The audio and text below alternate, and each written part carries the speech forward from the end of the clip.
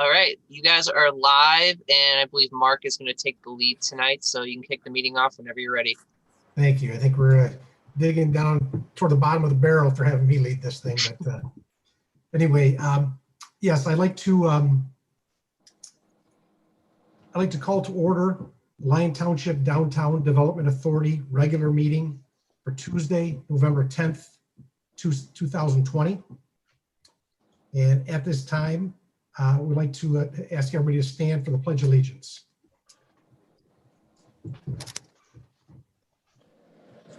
I pledge allegiance to the flag of the United States of America and to the republic which it stands, one nation, under God, indivisible, liberty and justice for all.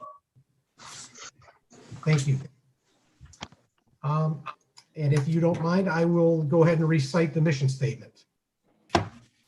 The mission of the Lyon Township DDA is to assist public and private development efforts to stimulate residential, commercial, and industrial growth and create a vibrant community where people live, work, and play. Rose, would you call the roll? I will. Okay, Carissa is not here. John Dolan isn't here. Jason? Oh, wait. Carissa is here. Oh, Yep. Okay, she's not on my screen. That's why. Everyone is here, I think, except for Jason, John Dolan, just for your reference. Well, Jason's here. Jason's here. The only people you guys don't have is John Dolan, John Hicks, and Paula Ruffin. Got it. Okay. Okay, Jason? Actually, Paula just Present, logged Davisburg. Getting some latecomers. Let's see. Yeah, Paula just logged in too. Okay, great. Tim? Yes, I'm here in Lyon Township. Adorno? Yes, in Northville.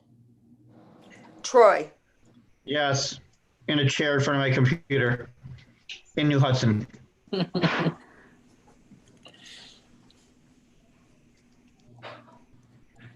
Did you say she was here?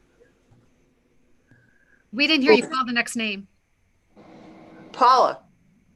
I thought you said Paula was here. Yes, Yeah. she was unmuted. There you go. Or muted. Okay, Paula? Yes, hi. Sorry, I couldn't Hi. hear. Okay, where are you? I'm at home.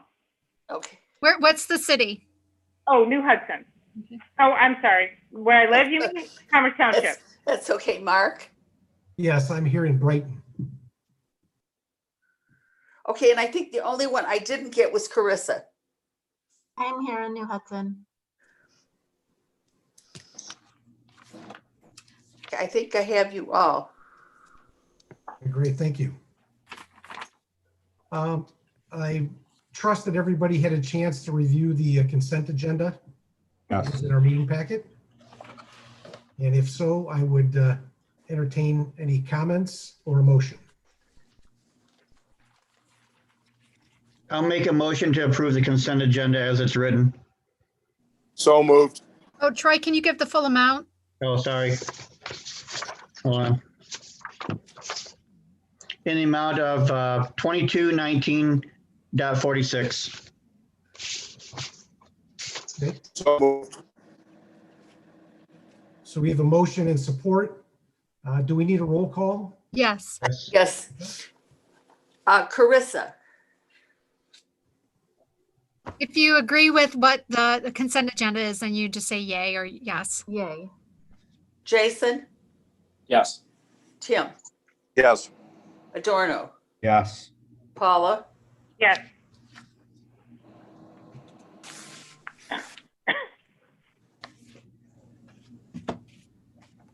Troy? Yes. Mark? Yes.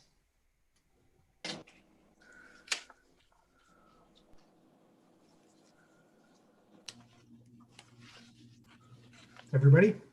Yes. All right, great, thank you. Okay, now moving on to announcements and communications. Oh, approval of the agenda. Thank you very much. And in fact, thank you for that, Tina. I'd like to make a motion actually on regarding the agenda. I'd like to make a motion to move item number 10, B as in boy, to number 9 and move unfinished business to number 10 and new business to number 11. Do I have support? I'll support that. All right, all those in favor say aye. Aye. Aye. Aye. I think we have to have a roll on that too.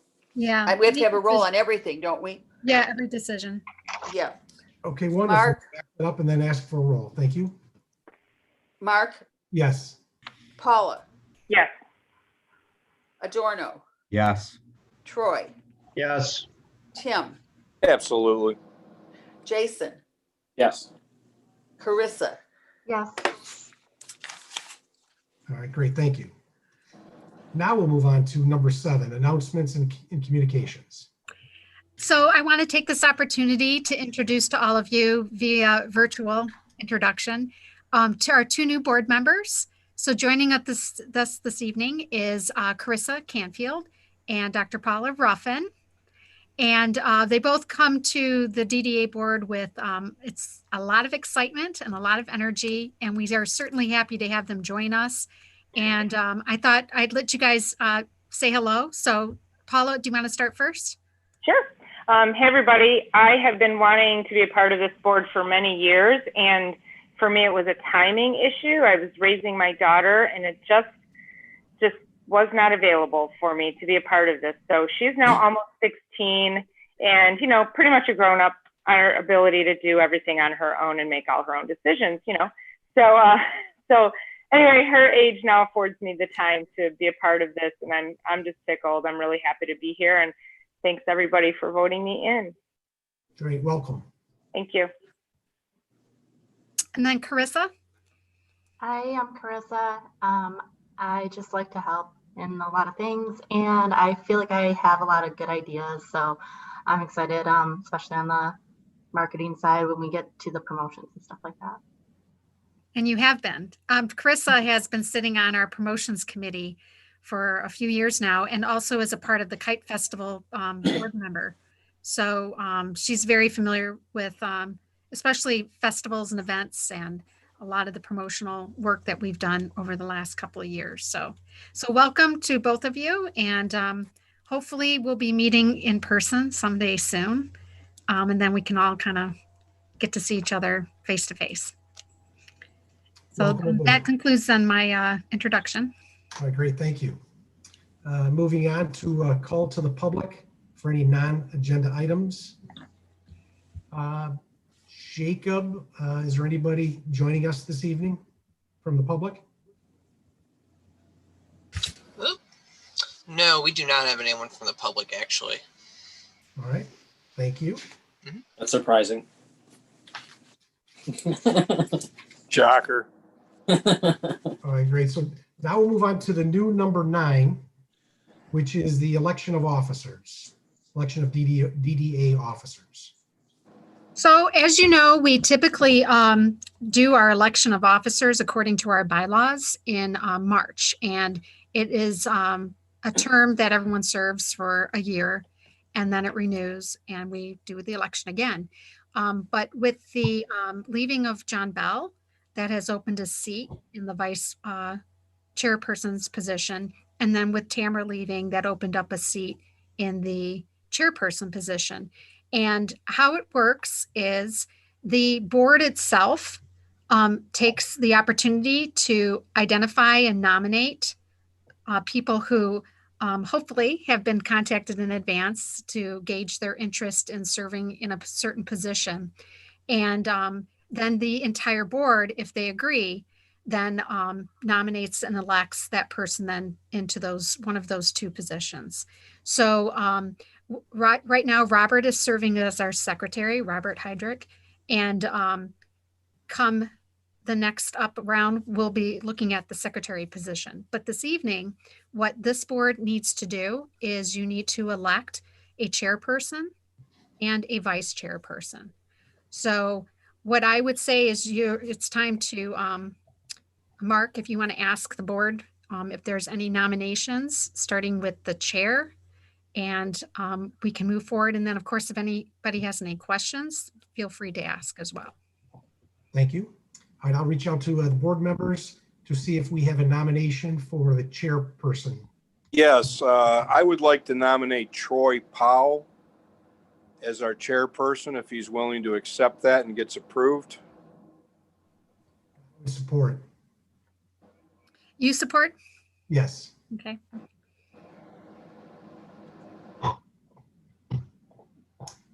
So. Roy, I are guess- you open to that? Well, first of all, I'd like to say I'm going to find a new barber.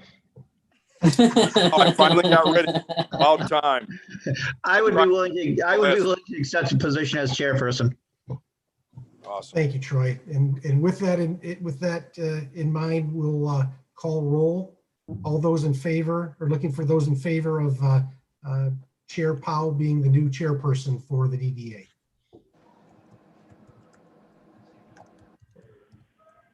Okay, we have to do roll, correct? Yes, On please. everything. We should probably ask Mark before we go forward if there's any other nominations. Anyone else? Oh, okay. Tina, thank you. So with that, I will reach out to the board. Are there any other nominations for the chairperson for the DDA for the next year? And this role would start immediately. And Tina, does it go to March or does it go 1 year from today? Well, just for full disclosure, as we're working through the bylaws, which I'll touch base on later in our meeting,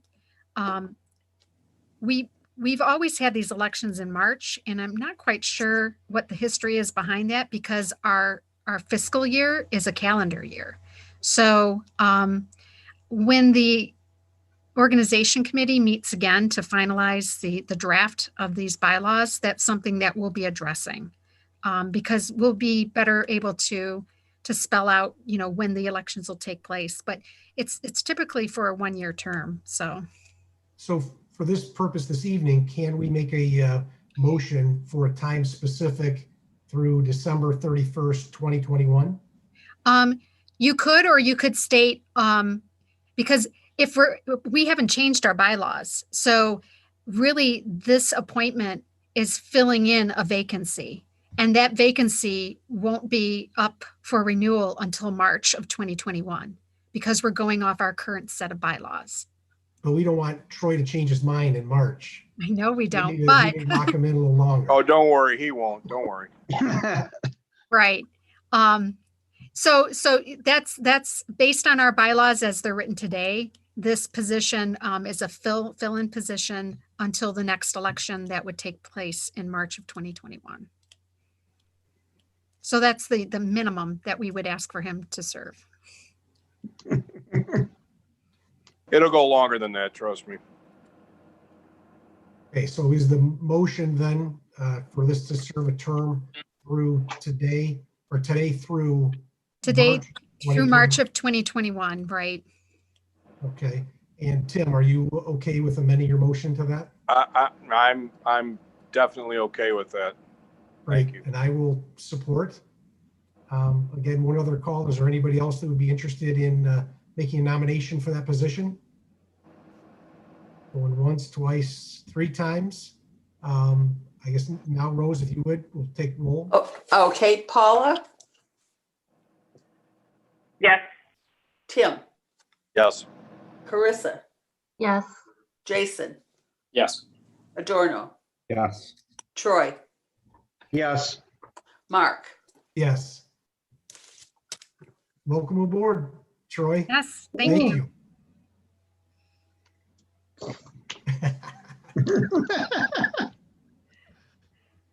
I think before moving on to the vice chair, I think Carissa and Paula might want to make a motion that they don't have to go first on all of these roll calls. I don't mind that. Just don't ask me a question. Okay. Then Okay. yes or no. That requires yes or no. All right.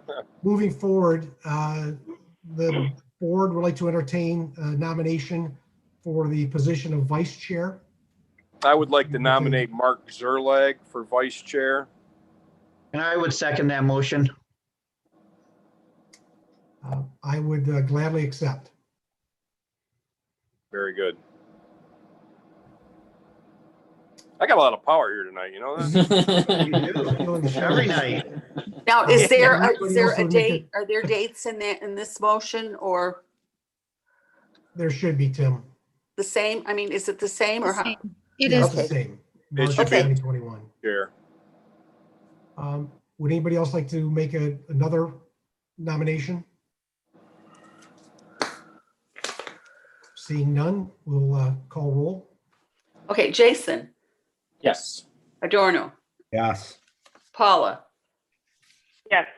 Tim, Okay. Troy, Certainly. Mark, Yes. Carissa. Yes. Congratulations, Mr. Zerleg. Thank you. Thank you very much. Congratulations, Mark. You too, Troy. Thank you. Look forward to working with you. Okay, so moving on, we'll go to item number 10, which is unfinished business, DDA bylaws. Okay, give me a minute while I pull up my screen. I think I have the right one. Yep, there it is.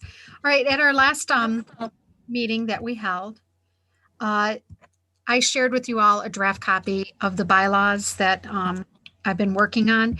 And I just wanted to bring everyone up to speed, especially our new members. Our bylaws were signed back in 2012. They have not been updated since. But at the end of 2019, the Michigan legislature passed a new act that is called the Tax Increment Financing Act, a recodification of it. And it's known as Act 57 of 2018. And this is the law that is our governance for our DDAs. And so I've been going through that law and looking at our bylaws to make sure that anything that's required for us to do in the act, we've incorporated into our bylaws. So this is why I mentioned the bylaws earlier, is we definitely do need to make an update to the bylaw. And now that we have our chairperson and a vice chair, we now have an organization committee, and the organization committee in our DDA is comprised of our chair, vice chair, and our secretary. And it will be them that will need to meet between now and our next meeting to go over this draft and get it to the point where it's pretty close to finalization. And then that will be presented at our December meeting for review and approval. We'll also be taking the bylaw draft through our attorney to take a look at it and just make sure that, all of our I's are dotted and T's are crossed. But I just wanted to give you an update because it's something that we've shared in a previous meeting and wanting to show you that we're moving forward with the draft. And I'll touch base with our executive committee and see if we can go ahead and schedule then that follow-up meeting to hash out all the details. But feel free to take a look at this draft in your free time and kind of familiarize yourself. I did a lot of updates to it, added some sections. I also took the opportunity to look at some other DDAs just to see what type of wording they were using in some of their sections of their bylaws. And just to kind of gauge, especially with township DDAs, to see what they were doing and see if there were some additions that we could add. Like one of the things in our current bylaws, the only reference to the budget is that I present a budget to you, but it doesn't give any time frames on it. It doesn't say that we have to vote on it. It's very, very vague. And now with the new law, we have a lot of financial requirements that we need to meet and to share and be very transparent on. We've always shared our budget on our website, but this is going to take it to a different level. So we thought it would be important to add how we do budget review and finances in the bylaws as well, just for accountability. So does anyone have any questions on that? Not at the moment. Yeah, I'm looking forward to meeting with the executive board so we can, because we've been talking about the bylaws since the new law has been passed. So it'll be nice to bring some closure to that. Great. Thank you very much. Now I need to go into the new one. All right, next on the agenda under unfinished business is the project priority list. Right. So I'm sharing this with everyone again this evening. Hopefully, let me minimize or maximize this so you can kind of see this a little bit better. So as you know, when we did our redevelopment plan, in the early stages, we did a charrette, which is a meeting where everyone was called together in the community and people were asked to identify projects in our downtown and not only identify the project, but then set a priority level to it and a time frame to it. And so it's a pretty extensive document. And so I wanted to be able to put it onto a single sheet of paper. And this is what you see here right now. Let me get over here. So this is a list of all of the projects. And unfortunately, it didn't translate very well color-wise, but it's actually color-coded too. So you can see the priorities. Anything that's an A, obviously, is a top priority. And then the time frame gives it a different level of priority too. So obviously, the projects that are A1s are our high priority type of projects. They tend to be also our infrastructure projects. And then as you go down, you can see how the priorities change. And then it also has a column here that talks about the type of work and then the funding, where we expect the funding to come from. And in some cases, these projects are either still outstanding. Some of them are an ongoing effort because it just requires a lot of coordination moving forward. And then if you go to the very bottom of the list, you can see that we actually do have some items that have been completed. And so we talked about doing maybe a new development plan where we would have McKenna sit down or create a nice survey that we could survey the community and find out if these priorities are still relevant. But the DDA board, when that was presented, said, well, why don't we go back and look at this list again? Like, let's hold off on doing another type of survey or study, and let's see what we can accomplish just by looking at this list. So one of the things that I thought might be more helpful, because a lot of our work is done in committees. It's not done here at the DDA board level. The decisions are made at the board level, but a lot of the work is actually done on a committee level. And so what I did was I took a look at these priorities.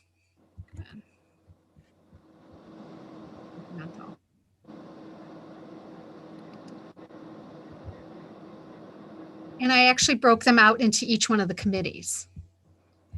So we have 5, let's see if I can get this out of the way. There we go.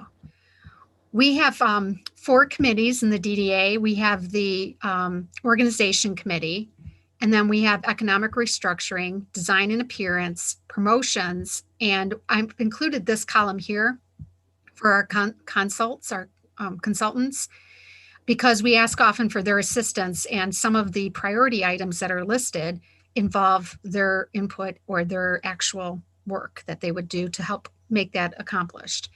And so this is what you could call our program of work when it comes to those priority projects.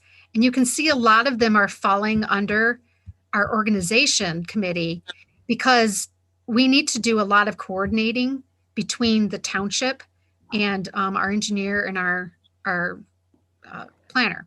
And so I'm not sure if this is exactly where we want these to fall, but I thought it would be a good place to start.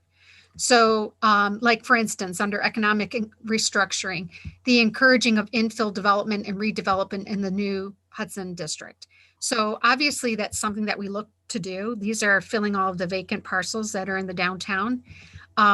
Encourage is kind of a vague word because we're always trying to encourage that. So we might want to have this particular committee go back and look at these priorities and just revisit and say, you know, where are we at? What type of time frame do we think we can achieve these in? And then come back and then we can look at that main priority list and just revisit that. Mm-hmm. So these are what I would call our working documents that help to drive our program of work. And I have the name of the chair for each one of these committees here. So, and for our new board members, the bylaws do state that any one of these committees need to be led by an actual DDA board member. So that's a requirement, our bylaws. So with Troy moving on to the chairperson position, he'll now become the chair of this organization committee.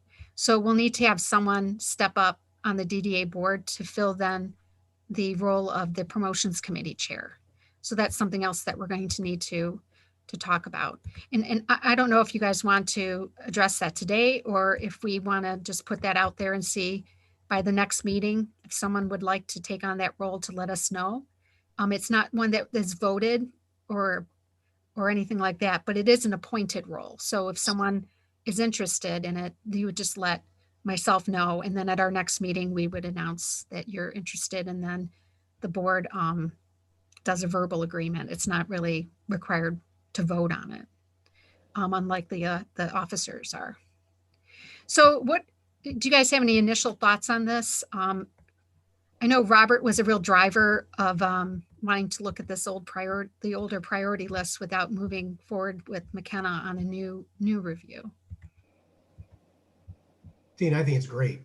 I think you look at the list of our desired projects, and it can look overwhelming by the length.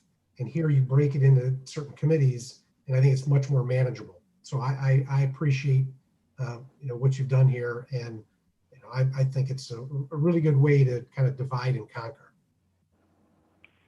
Do the colors or even those columns, is that in order of importance, or is that how I was going to ask, how do you know what you'd like to accomplish first? It is. And what I can do is, in these columns, I can add, under this item, I can actually add what the priority was, whether it was an A1 or a B3, and that helps too. But yeah, if these colors coincide with the colors that are on the master list of all of the priorities. I love that. I'm such a visual person, so that just breaks it right down, and I appreciate that a lot. Good. And we talk about what we've accomplished, and we have accomplished a lot. It's just we need to one, communicate that, and I just, having it like this reminds me of a checklist. So we can go through, and then every time these committees meet, these really are the top priorities to be talked about. There are other things going on, like under promotions committee, there's a million other festivals, events, and things that are marketing, things that are being planned. And those can be added as a program of work in addition to these priorities. I'm trying to give more structure to our committees. And I think that this is one way of doing that. Thank you. Any other comments? I think adding the priority status on those would be awesome. Mm-hmm. Yeah, that would help. I agree with Paul. That would help a lot. All right, and then with Troy moving from promotions to the chair, I would recommend that we look for a volunteer for the chair of the promotions committee. Maybe somebody will step forward to you, Tina, here in the next couple of weeks. If we don't have anybody, maybe we could send out a friendly reminder 2 weeks from now that we're looking for a nomination by the December meeting. And we'd really like to see that position, nominated and filled come December. Yeah, because that needs to happen fast, because we do have a lot going on right now. Yeah.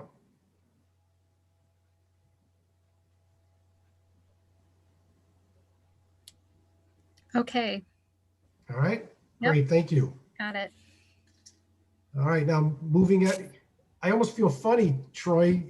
I should pass the baton. You want to bring this thing home today?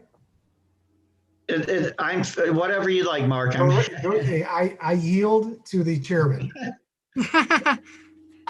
All right, so we're on new business. Email addresses and communications. Tina, you want to?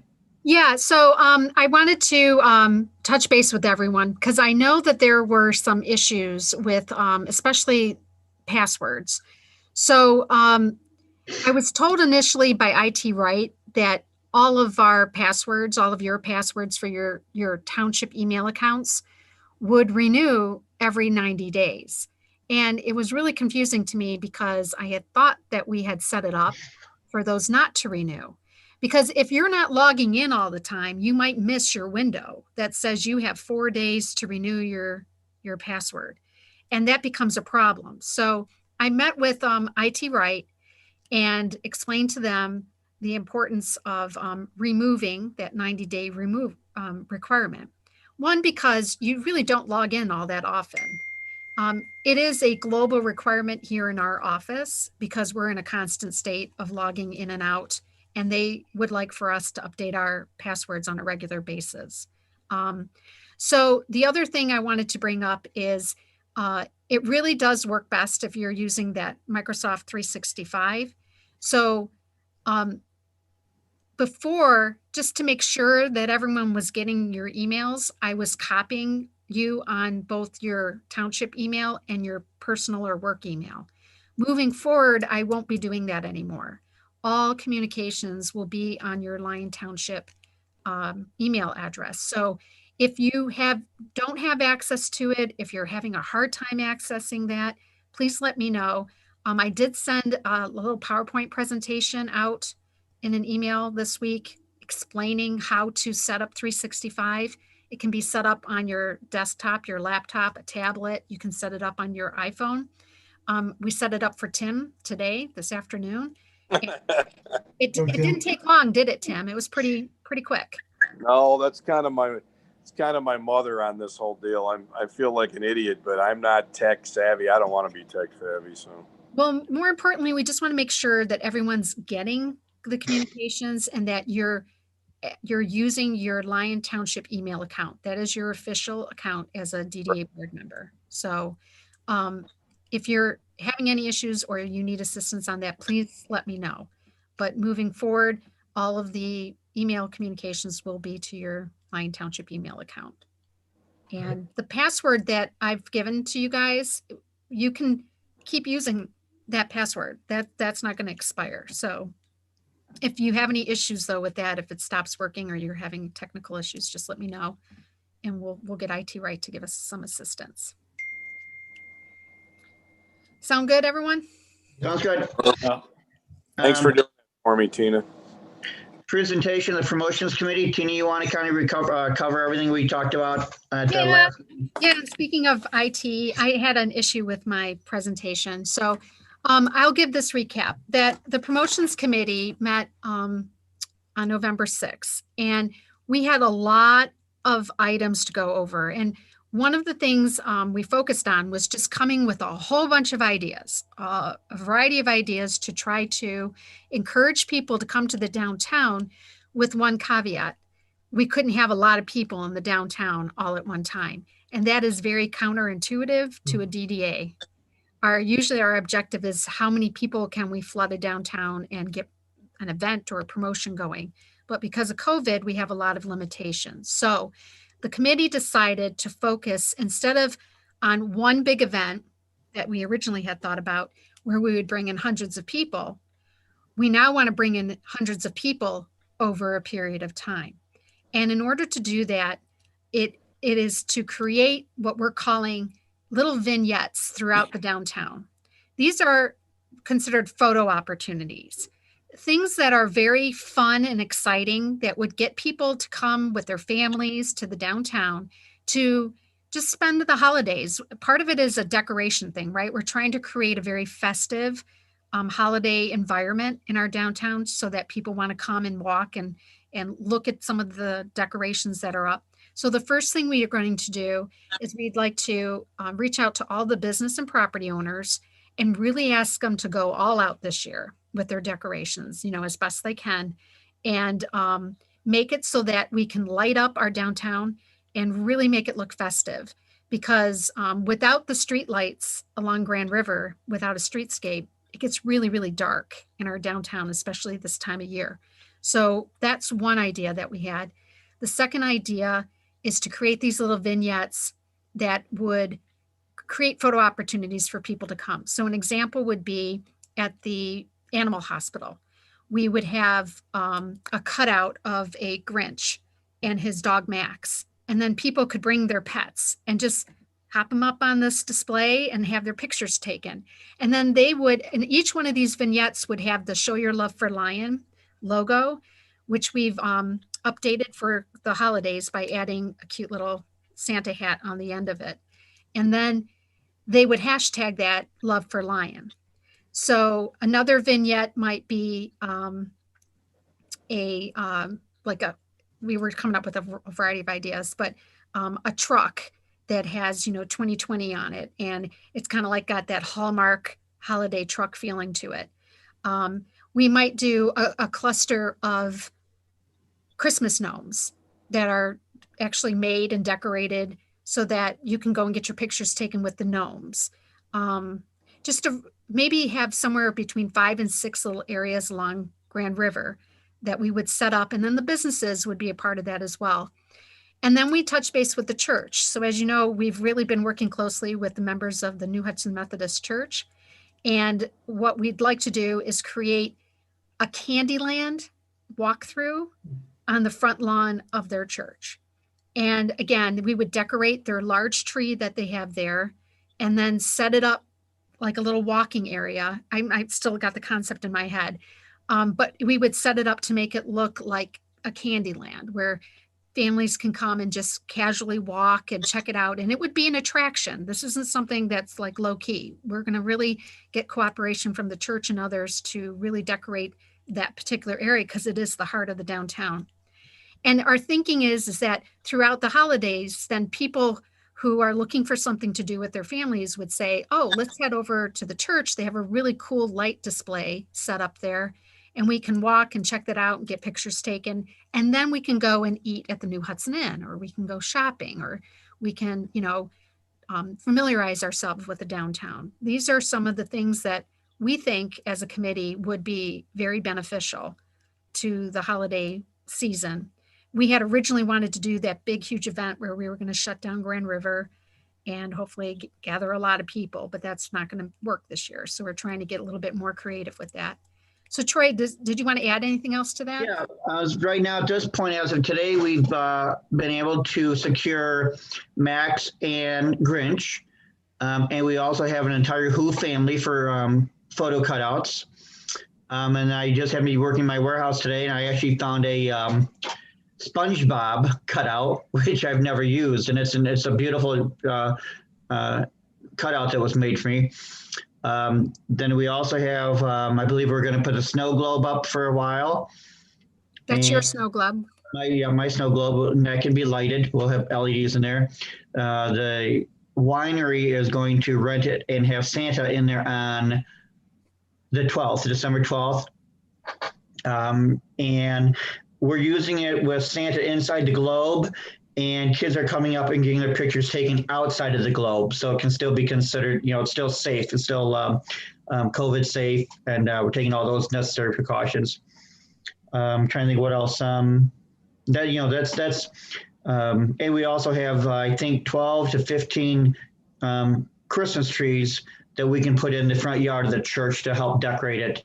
But we're especially asking the businesses this year, like Tina said, to decorate as much as possible. I think so many of them are already on board. They were already on board early on when we talked about the event, and we put that all on hold. Well, now we're back talking about a strong, and we whoever needs help, Tim, we would love to do your building if you need help doing it. Otherwise, get Jackie back on board with her ideas. Our thought was we don't need to bury our heads in the sand, and we can still be a great, great, colorful, bright, happy community. And that's really what it's all about. Be safe and be bright. And we thought, with COVID, families are needing to find new traditions and new ways of celebrating the holidays. And this could be one way that we can provide that to them. Oh, we also talked about decorating the big Adirondack chair, which is also on the front lawn of the church right now. And then the church members, their leadership said that they would be willing to help us with very unique decorations, like creating lollipops and, whimsical type of decor that would go into the theme of the Candyland type of approach to this walkway. And on a much, much, much, much larger scale, if anyone's familiar, Blue Water is working with Commerce Township on this Glencore.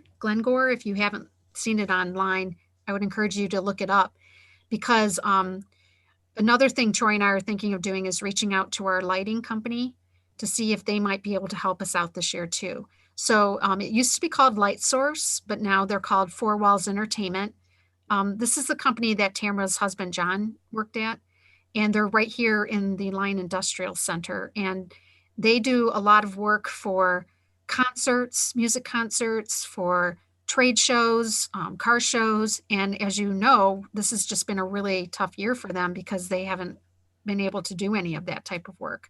So we're wondering if we could partner with them and see if they would be willing to offer their expertise and help us with decorations this year.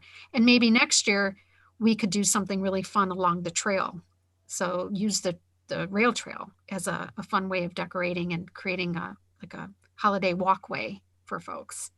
So that's really what we've discussed during a 2-hour meeting, 2.5-hour meeting. committee meeting, but it was very, very productive. And I would, I have to admit, or I have to compliment the church has become such a great support of the DDA. And I'm so glad we reached out to them when we did, because they're just, with the new leadership, Pastor John, and their entire fellowship is just on board with being a part of helping the community, helping the DDA. I agree. Oh. So when we look at the budget, did you want to go over the budget? What we have left over, Troy, and then.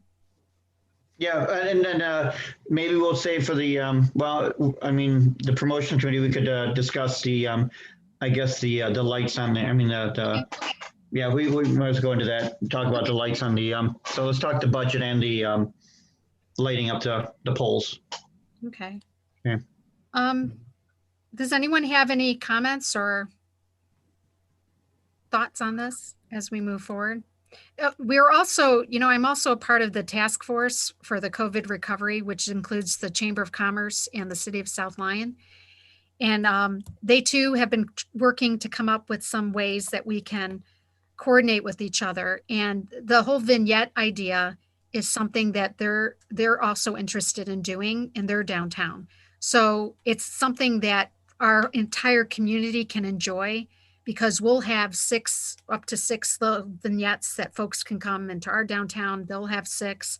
And it's just a way of showing our collaboration on all of this. But we're really excited about the focus that we're doing in our downtown at this time. What do we have left in the budget for the promotions committee? Let's see. Oh, it's going to be interesting, because for folks that weren't at our last meeting, we spent about let's just round it up. We spent about $9,000 buying all of the feather flags that are still up and the yard signs. And then we learned that we may be eligible to get that money back, because the county is offering to all of the townships and cities and villages the opportunity to recoup any costs that we incurred for COVID. And we did not plan to order all of these flags this year. That was not in our budget, and it wasn't our focus. And it is a direct response to the COVID crisis. And so we think that we will be eligible to get that money back. And that's, almost $10,000 worth of refunding back into our coffers. So I'll give you definitely an update on that. But if you recall at our meeting when we presented the downtown event, this would have been back in January, February. This board was very generous to increase our budget by an additional $15,000. And we've spent $3,600 so far on the $900 ads in the Line Today magazine. We've spent about $9,000 now on the flags, feather flags. And so we're really looking at, I guess it's going to be interesting, because we don't know exactly how much this is going to cost, these projects that we're moving forward on. Do my math real quick. So if we What's really exciting is that if we can get that 9,000 back, I mean, that's just huge, huge, that it cost us nothing to do that big project for the signs, the feather flags and the yard signs. Yeah, that would be tremendous.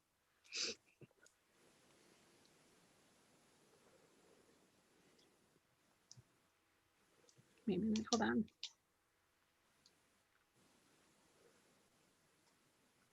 Can I make a comment while she's doing math? Sure. So something we're doing in my neighborhood, we used to do Santa visits where one of our neighbors would dress up like Santa and go into the homes, and the kids would, instead of going out to the mall to see Santa, that's how they would do it, and they would drive around the neighborhood. So our COVID way of doing that this year, I'm just thinking it would be a shame to waste it on it's not a waste, but just on one night. So we're taking a trailer and we're going to deck out the trailer. And then we're going to put a big chair, like an Adirondack or, some kind of a chair on the trailer. And all of us on my board here, we're going to dress up like, elves or Santa, Mrs. Claus, whatever, helpers. And we're going to make a big box. And then the kids, instead of Santa going into the homes, we're going to just drive slowly around the neighborhood, and the kids will come out and give their letters to, their Christmas list to Santa and put it in the box. We've got carolers. We have candy canes for the kids, refreshments for the adults. But so we're going to deck out this trailer on Saturday, December 12th, or on Friday.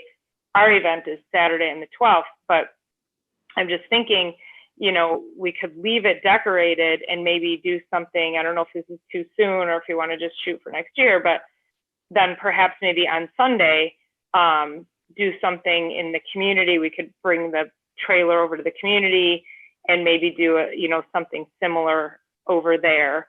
Or if people came to us, and my parking lot's certainly big enough now that we could park there and kind of same thing. Kids could come up and, drop their stuff and take pictures on the outside of the trailer. But it would be all Christmased out. So I think it's a great idea. I mean, the one thing we keep in mind is Santa's going to be at the winery on the 12th. Oh, okay. I love the idea of the trailer. Of course, we can't go because we don't really have a neighborhood, if you will. That's why I'm like, how could we do that? Yeah, but the trailer idea is a cool idea, having Santa on it. So if the trailer is not needed, yeah, we could just, I could probably maybe get my neighbor to store it for a week, and we could bump that to maybe the following week or later in that week or something. So, but like I said, if we're going to deck this thing out, wouldn't that be cool if we could get a twofer out of it? Yeah, absolutely. That'd be cool. What about just having it at the church? Yeah, or like I said, wheel it into my parking lot too. So and put it there. So I just wanted to give you guys an update because I heard from Slara South Lyon Recreation that they're planning to have Santa go and visit all of the neighborhoods in our community. And I'll share the flyer with everyone. I just got it today from Patty. And he'll be driving through the community, and I don't know if he's on a truck or a flatbed or something, but he will be stopping and people can come up and take a picture with him. So that's just another thing that's going on in the community, going through the neighborhoods, at least, that we were just made aware of today. So did you come up with a number for us? Yeah. So if I back out all of the expenses, it's $8,400 in this year's budget. That's what we have left? Mm-hmm. Okay. All right. Why don't we move on to the Milford Road culvert? If anybody have any other questions or ideas or suggestions before we move on? No? Okay. So let's move on to the Milford Road culvert project. Okay, so as you know, we received a grant from the Michigan Economic Development Corporation for $50,000 to use towards the design, and they were very specific. It is for the engineering design work required for the replacement of the Milford Road culvert. So again, just to recap for everyone, it was discovered that the culvert is not, you know what, I'm gonna, because I've been doing so much talking too. I'm gonna let Leslie kind of explain this, just to bring our other new members up to speed, Leslie. Leslie is our engineer with civil, I can't speak right now. Go ahead, Leslie. I'm gonna sneeze in a minute. Hold on. Zawada. Nice to meet you, Carissa and Paula. So to give a little background on this, there is a culvert of the New Hudson Drain that crosses Milford Road. It's very, very close to the airport, to give you an idea, south of Grand River. And there are some issues with the New Hudson Drain, the floodplain area east of Milford Road. And Adorno's very familiar with this because his project is dealing with this right now. There's a large floodplain that would prevent many parcels from redeveloping from Milford Road east to, I want to say, about the bike trail. Anyway, the culvert crossing Milford Road is one of the issues. It was built approximately 50 years ago, and it was built too high.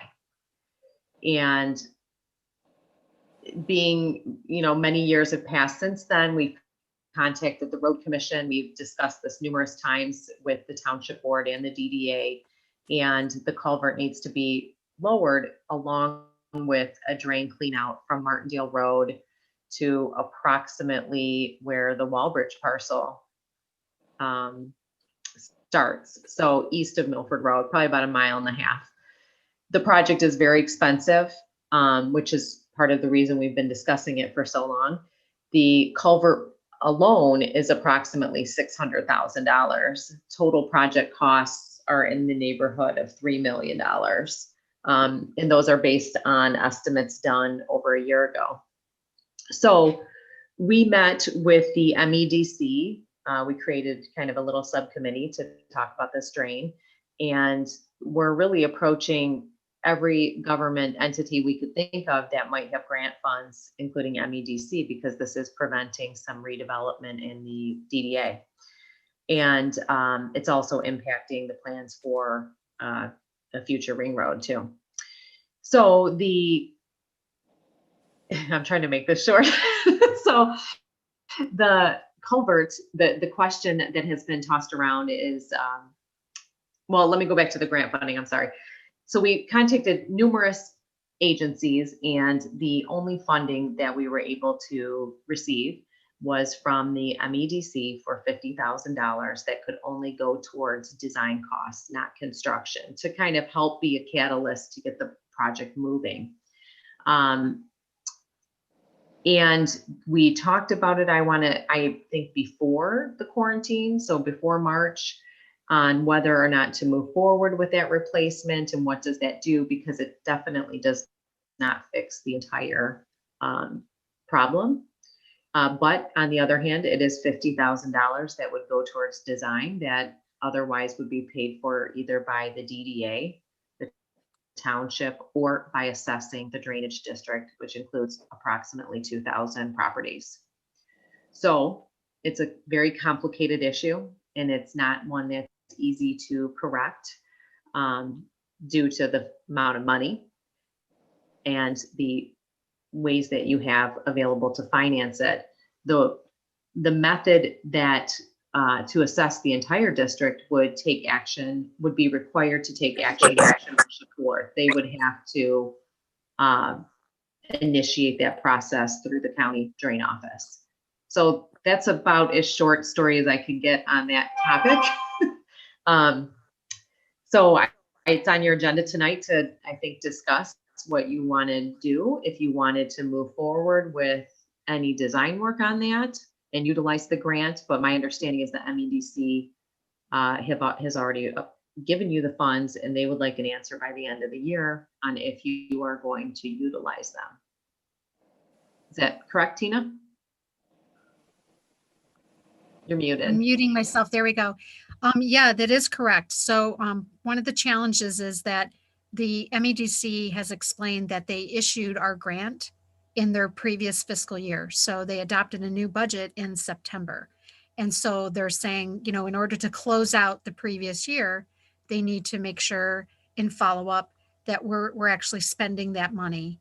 And if we're not spending the money, then they are also looking for money to be returned back to them. So in our budget, we're going to be talking about this a little bit in the next item, setting money aside to address the culvert. And getting the money is one thing. Then we need to make sure that, like, if this is a project that is assigned to the organization committee, that it would be that committee that is a driving force to make sure that this is getting done, that we're coordinating with our engineer, and we have a time frame that we would adopt and set in place, because there's a number of permits, right, Leslie, that need to get approved for us to move forward with this. And that could take some time, but we do have the money.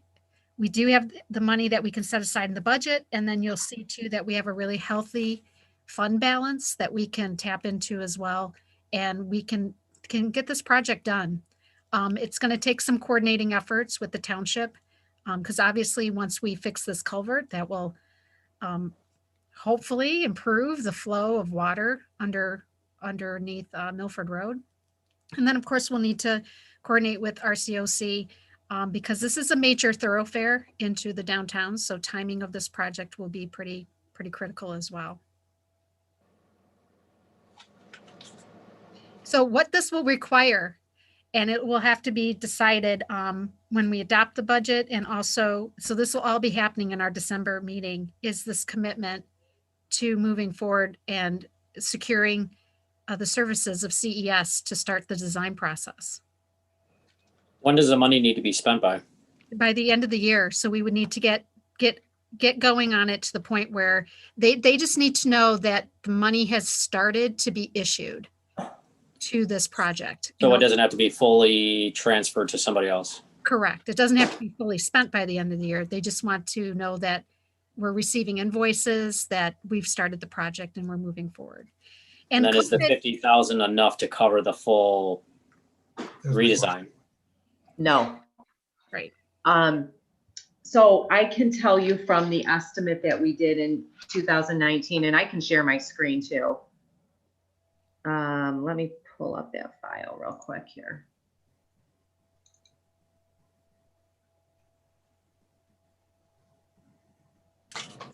Okay.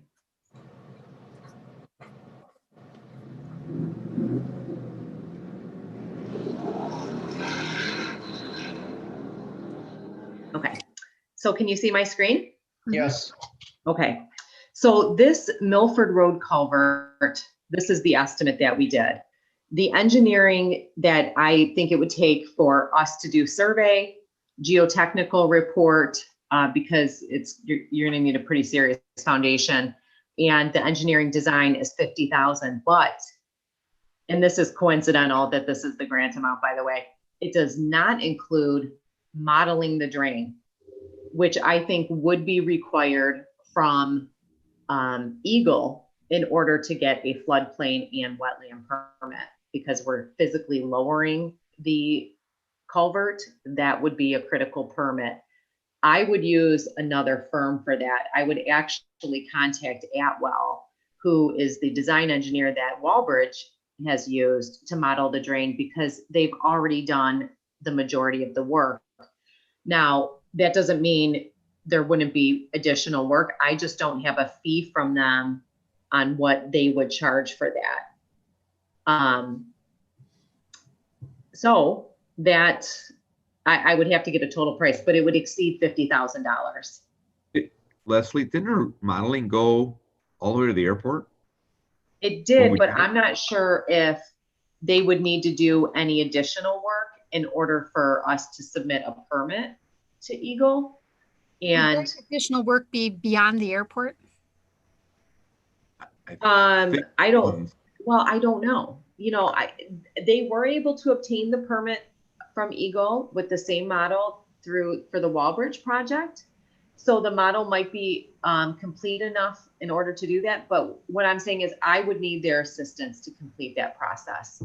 So this just gets you the design of the bridge. And then we'd also have permitting through Eagle in addition to that. So this gets you the plans that you could bid it, but not necessarily all of the permits. Hey, Leslie, what is Eagle, or who is Eagle? Eagle is what used to be the Department of Environmental Quality.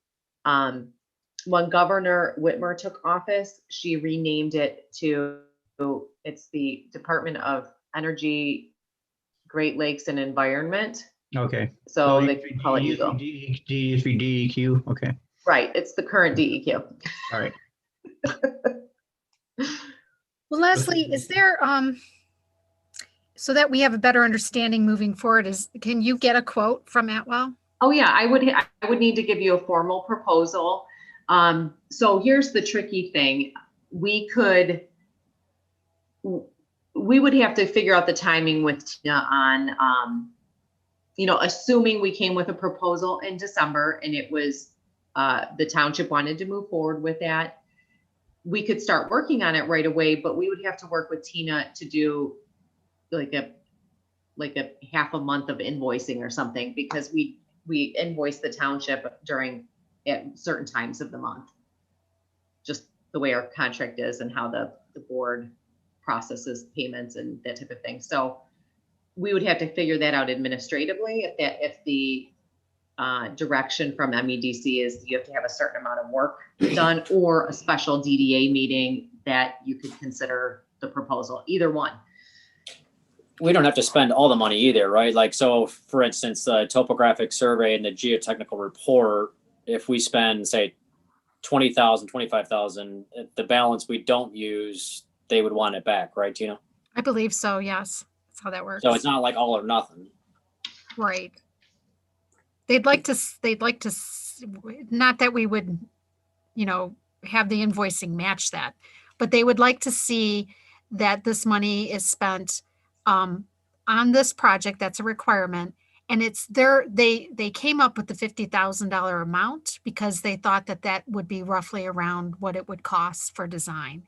And that's kind of where they came from when they issued I thought that was also the amount that Val can authorize without going. I thought there was another reason, like that's an amount they can offer like administratively or something. Yeah, this was definitely, Leslie and I have been pushing. We've been looking for grants. We've been trying. And unfortunately, because we are located in Oakland County, we're not eligible for some of these other infrastructure grants that are available through the state of Michigan. And that's because they use what's called community block development funding. And the state of Michigan will give like a $3 million grant using CDBG money to a community like in Alpena. But because our CDBG money is spent through Oakland County, it makes us ineligible for those types of grants. So we've been looking for a lot of different ways to source this project through grant monies. And when we got to the MEDC, they were really at a point where they're like, we really don't have a whole lot of money to put towards this type of project. And so they tried to provide us with this grant through an administrative process. And that's kind of where we're at with this. Now, because of COVID, obviously that's changed everything this year. Like the application for any type of other type of monies, like redevelopment money, has been thrown off somewhat. But that if the MEDC comes out with another grant window that we would be eligible for, we could certainly go after for this type of money. But to your point, Leslie, yes, this was something that, they thought $50,000 would be an amount that they could get approved for what we were asking for. It was far, far less than what we had hoped for, but we were happy to get something. You're hoping for, another 0 or 2. Exactly. Yeah. So if we proceed with the design, any cost over that, we would have the funds from the DDA, or would that have to be approved through a different body? It would be DDA funding. And I'm assuming we have that money. We do. Yeah. Because there's no point in doing half a design. You might as well finish it. Right. Yes, you should finish it. Yeah, and I can pretty much say that you're not going to get your design because you can't finish your foundations until you get your geotech report. Mhm. So, I mean, there's a process and you've got what, 6 weeks left, if that, to finish your design. Right. I mean, we could get, I would almost see if it was possible to do a special DDA meeting, because your December meeting, let me just look at my calendar here.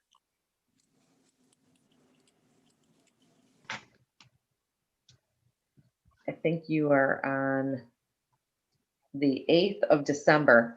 So that doesn't give us a lot of time. I would at least want to get the field survey work done and start working on the CAD. And that's really close to Christmas. So it's getting pretty tight. And I don't know if that would be possible to do a quick special DDA meeting, but We could, the more time, the better. Yeah, yeah, right. because then between now and December 8th, then we also have the Thanksgiving holiday we lose a couple of days there as well. So it is possible. We just have to make sure that we give the adequate timing for public notice for a special meeting. And perhaps at that special meeting, we discuss, we could use it as a workshop even for our budget to fine tune it. Because as you know, the township will approve all of the budgets at their December meeting, but at any time throughout the year, we can always amend our budget. So we could set up some type of a workshop where we talk about the budget, but then we also go over this specific project in greater detail. Any other comments? This is all gonna have to be done virtual, right? I mean, Yep. Mm-hmm. And then Leslie, in that you mentioned a formal proposal. One of the things I think we have a hard time with this project is wrapping our heads around the time frame. In this type of proposal, could you provide like some type of execution time frame, like when the design would be done, and then we could expect it to go out to bid, and then maybe when we could expect to get the permits back, and then maybe when we could expect for actual work to begin? I think I'm very visual too, Paula. I'm thinking, that I think would be very helpful for this group and for the committee that's going to be focused on ensuring that this moves forward. We can definitely give a time frame on our design. What would be, and we can give it an idea of permitting, but bidding gets very complicated because, kind of going back to my overview, the question I would have is this going to be done as a standalone project, and then the drain cleanouts upstream and downstream be finished later? That would be a critical piece for me to know. I could give you, this is how long I think it would take to construct this segment. And this is how long I think the permits will take for this portion. If you're talking about putting this in a bigger cleanout project, the time frame gets longer. Well, I think we're going to have to look at it as an individual project, because anything to the west of Grand River or to Milford Road is outside of the DDA.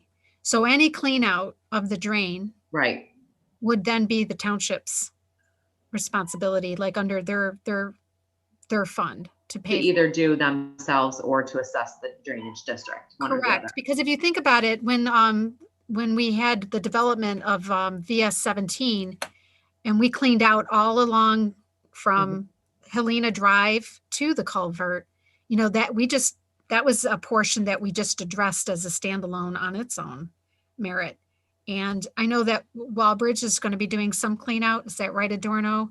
Yeah. To the east. So we are approaching this in pieces. And I think the culvert is just another piece that we should be focused on, because there are definitely like downstream issues that will need to be addressed. I know that the airport just received a grant for $72,000 to go towards planning for their expansions that are going to take place. And that will certainly have an effect on the drain as well. But that's a portion of the drain that's outside of the DDA. And for our new board members, just so you know, our TIF money that we collect and spend can only be spent within the boundaries of our DDA.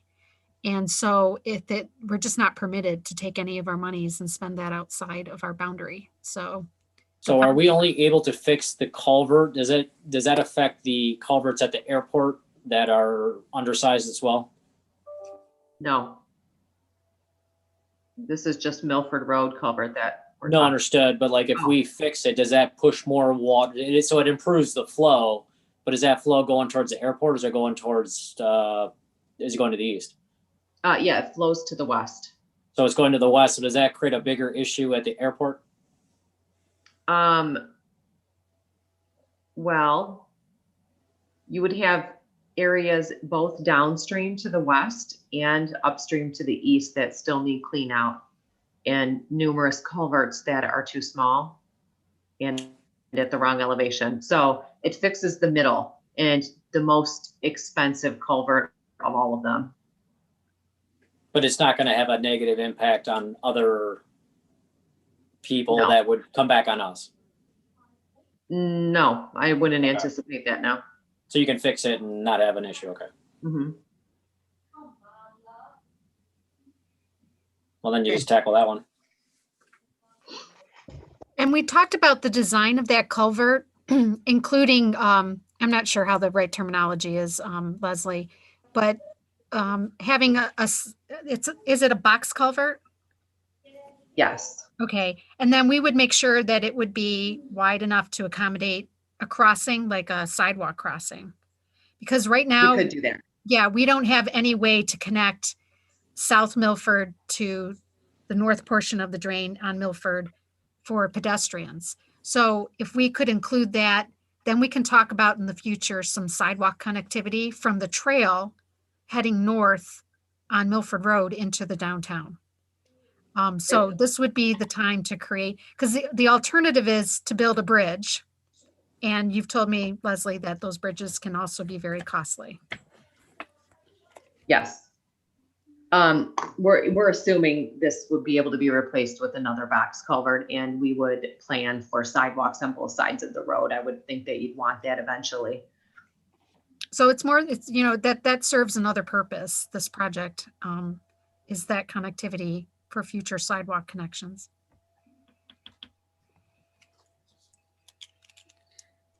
Okay. Any other questions? Sorry. Okay. Budget review. Tina, that's you again. It's like the Tina show. All right. So just so you know, this is what the budget looks like when we print it on 11 by 17 paper.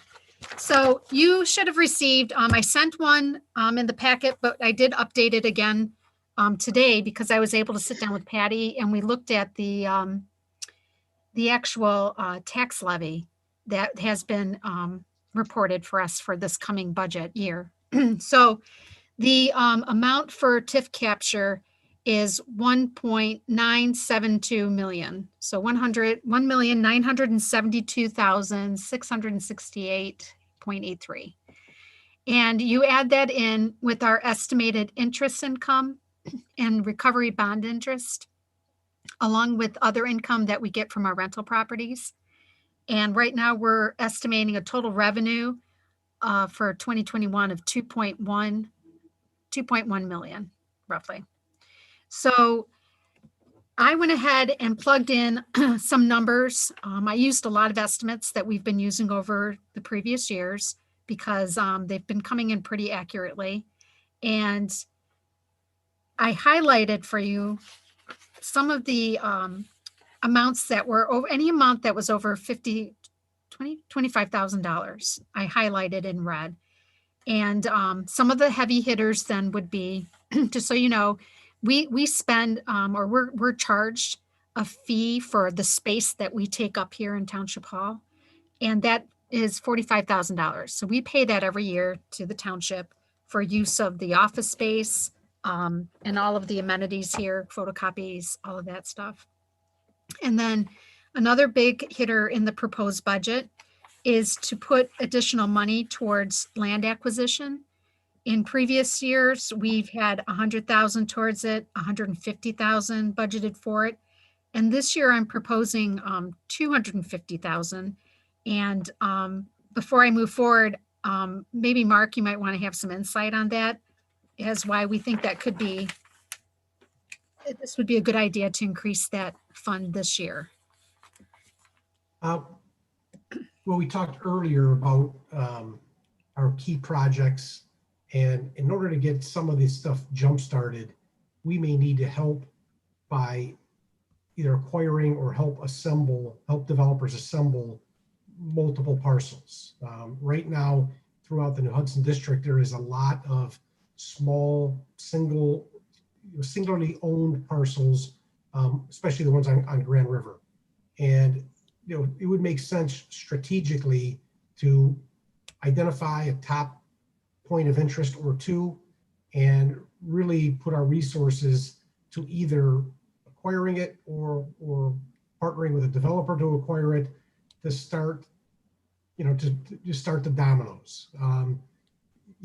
There's been some nice development in the New Hudson area. It's been great, but there's a couple of pieces, and I'd probably save that discussion for a committee meeting and then bring back to the entire board.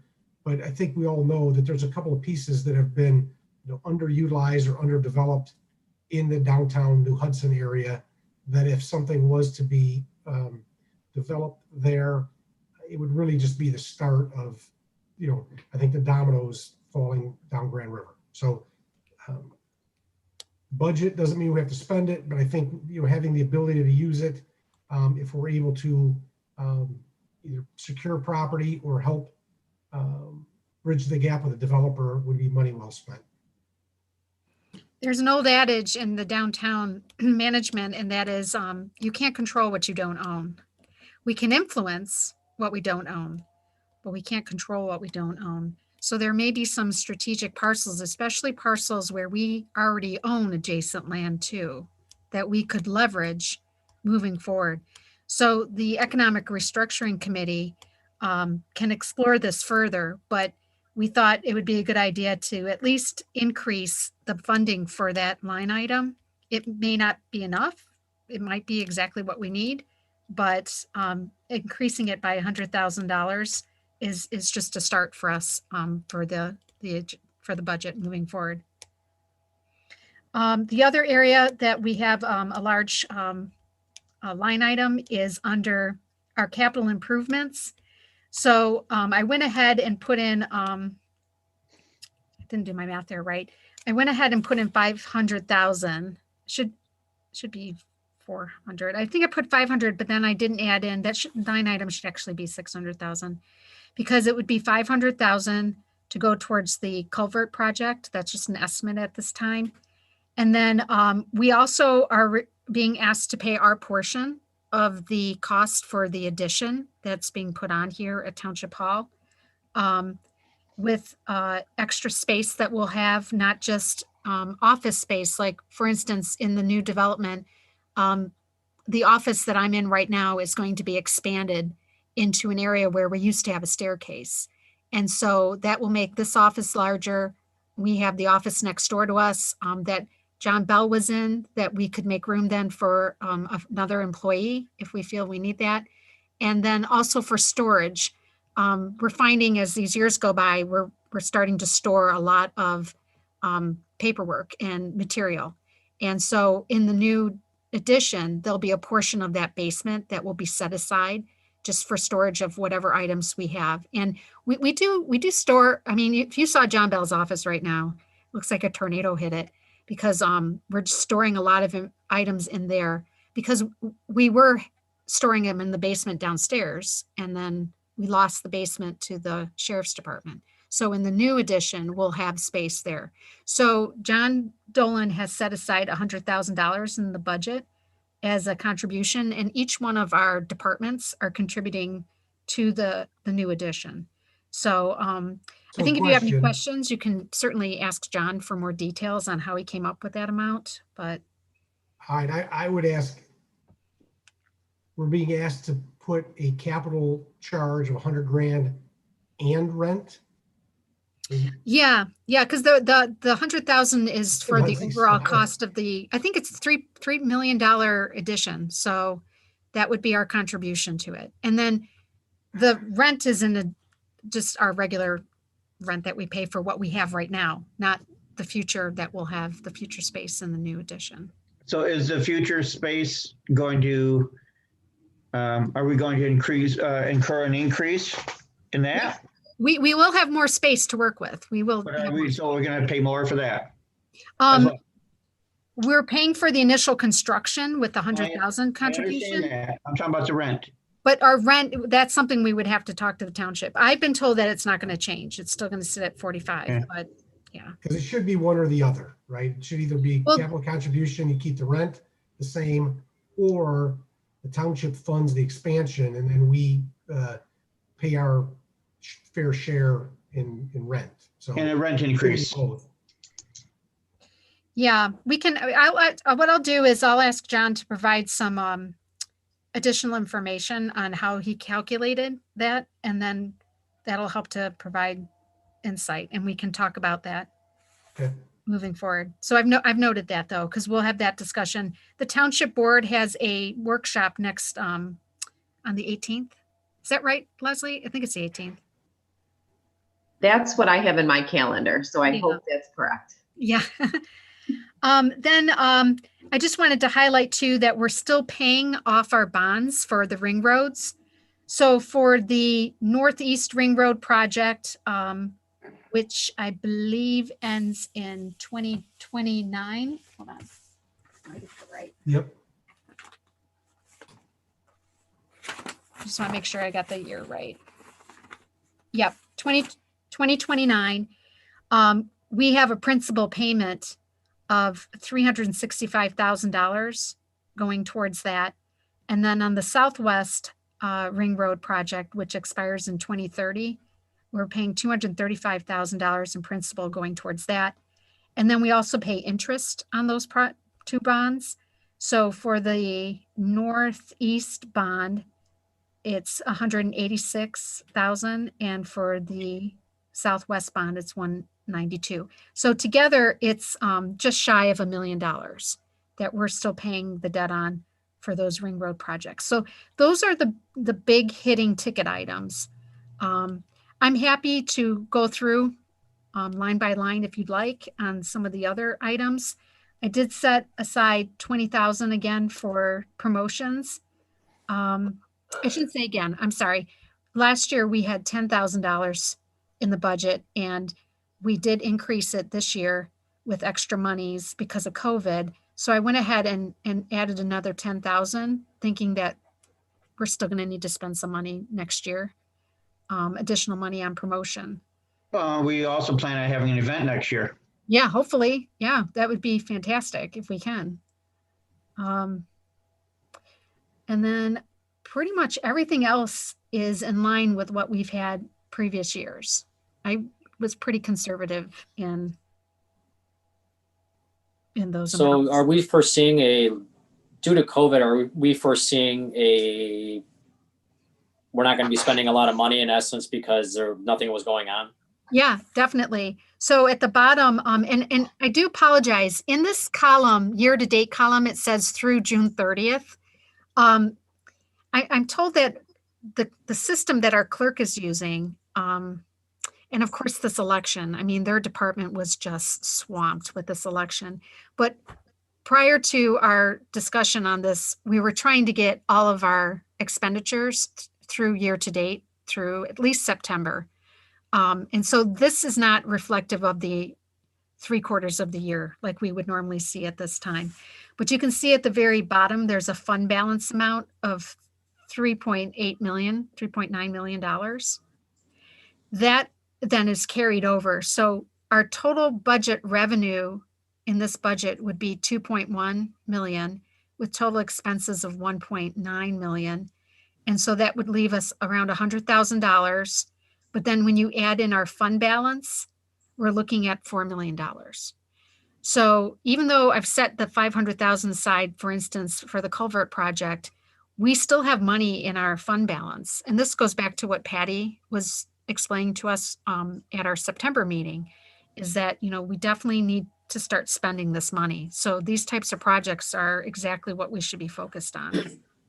Would it be better to consider paying off one of the one of the legs of the ring road, and Um, then getting maybe new bond funding for the last one? Yeah, I Or think use that our cash for the last one?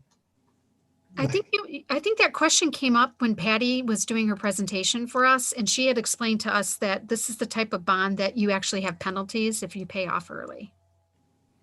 So, I think sometimes with the municipal bonds, the point for investors is it's appealing because of the term of the bond. Sure. And that's why you typically don't pay them off early. I know that she's been able to refinance them sometimes, but right. And she did refinance our Northeast Ring Road one in 2016. So those calculations changed from before. So we are paying a different rate for that one. But yes, you're right, Leslie. It's the interest that they're looking to gain back on, and that's why they extend the bond to us in the first place. So, but the good news is that our TIF capture is increasing. So I mentioned Light Source, aka Free Walls, earlier, and they are coming off of their tax abatement. They only had I think a 3-year tax abatement, and so they're rolling off of that. So before they were only paying 50% of their real property taxes, so now they'll start paying 100%. And in a year or two, we have a couple of other companies that were awarded abatements that were 6-year abatements, and they'll be rolling off of theirs as well. So, you know, there are some future monies that will definitely impact that TIF capture. So then the big question, I guess, is if we have the design for the culvert prepared, we put it out for bid, we have to have the money. So how is it being funded? Are we funding it through a bond, or are we paying through the DDA's fund balance? What did you say if you had to take a guess at the overall cost, Leslie? Well, let's say it's 600,000. the overall cost for the culvert, I would say it's going to be over 600,000. All right, let's say it's 650. So we have enough money in our fund balance to pay for that. So we would not need to pull a bond for that. Well, then it makes sense to do the design then. Mm-hmm.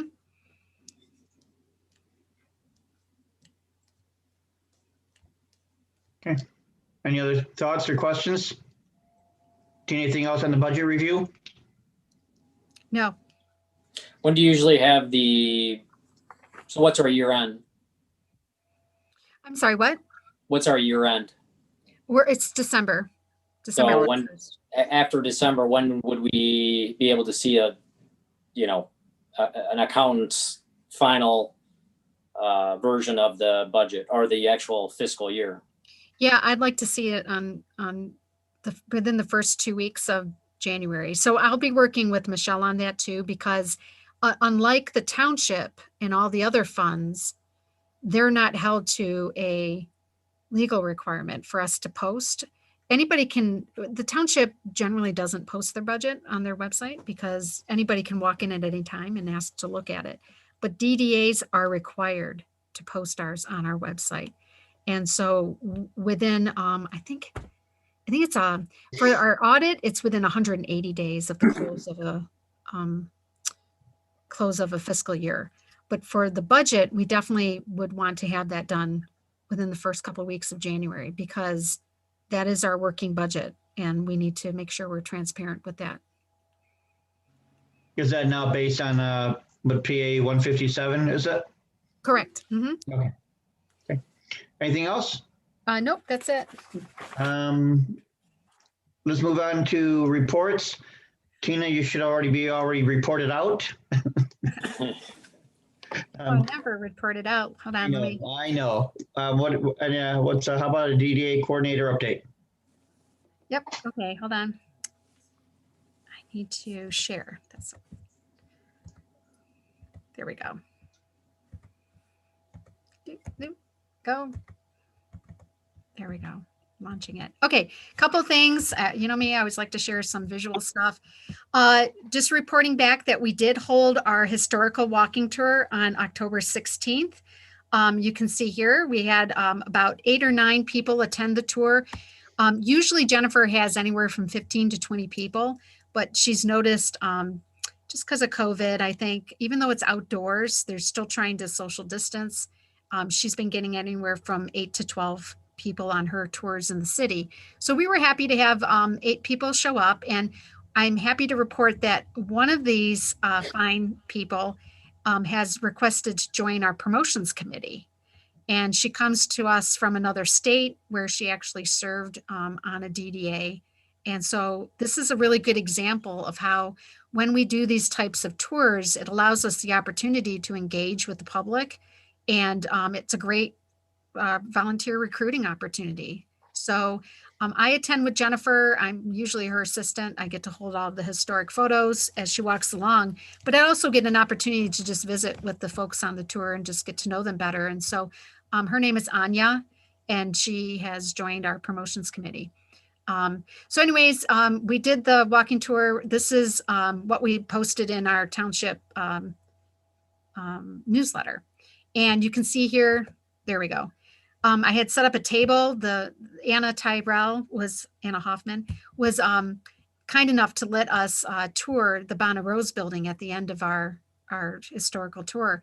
And Dan Weand, who owns the winery, was wonderful. He came in and he not only told everyone about his wine business, but he shared some pretty interesting ghost stories of what they've witnessed since they've been there. So for the folks on the tour that were really interested in learning about the history of that building, and let me go back, that was kind of cool. Oh Lord, what did I just do? Sorry.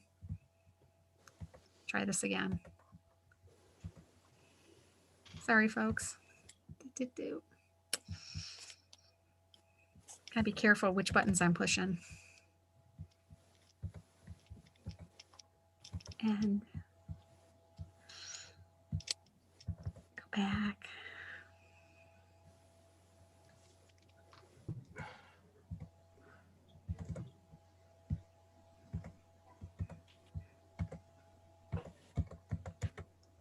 Sorry.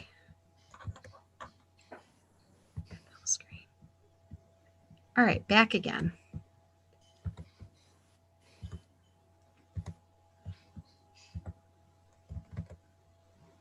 There we go. Can you guys see it?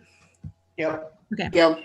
So these are actually the artifacts that were found in the New Hudson Inn when they did their remodel. And it's estimated that the shoes that you see here are from circa 1860. These are old. So it was really nice to be able to put those out on display and have folks. And then, of course, everyone who attended the tour got a free copy of the history of Lyon Township. So it was really good. And then we also had a very successful scarecrow contest. This was hosted by the promotions committee. And Troy, we said what? If we could get 20 people to participate, We would be ecstatic. we would be ecstatic. We would call that a success. We had 19 groups participate, and our scarecrow was number 20. So we actually met that objective. So what you're looking at here is we did a People's Choice Award, and that was all done voting online using a Facebook page, a Facebook group. And I had Jane Purslow go out and she took a picture of all of the scarecrows. And then the public had, I think it was like maybe 20 days to spend voting on their favorite. And the winners were, and what I liked about this is everyone could see who won. And you were only allowed to vote once. So it's like Facebook, you hit a like button, you can't hit multiple likes. So it was pretty transparent. The People's Choice Award went to the Lyon Township clerk's office. And you can see here they'd had a very election-oriented entry. And then most representational went to New Hudson Chiropractic Wellness. Congratulations, Paula.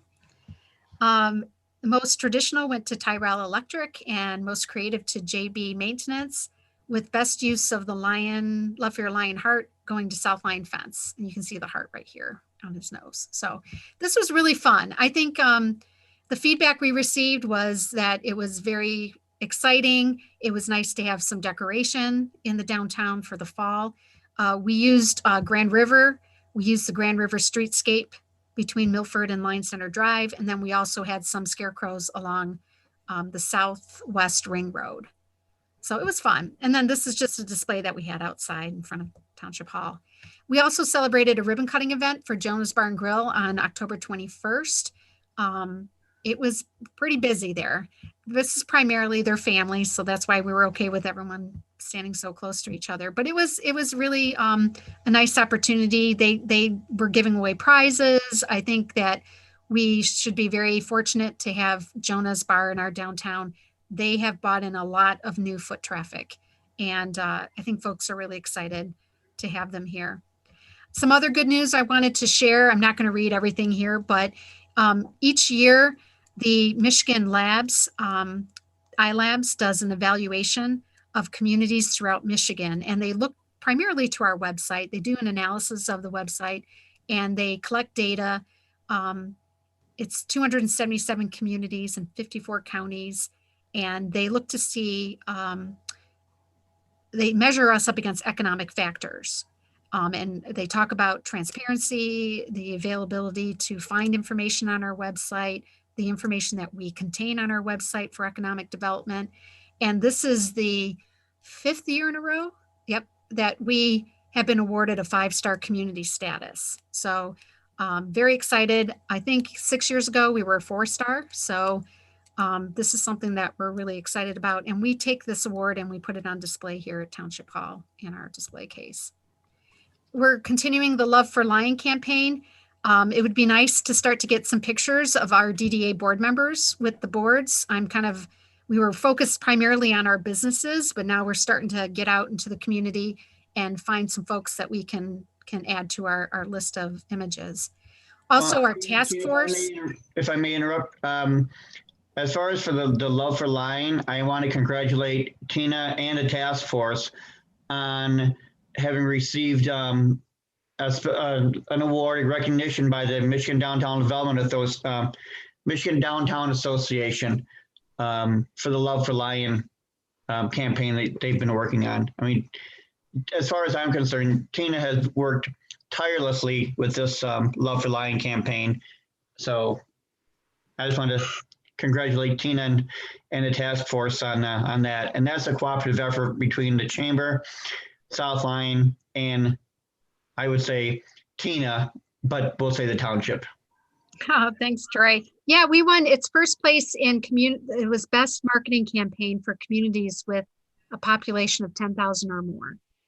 And we were very excited to receive that award because it comes from other downtowns.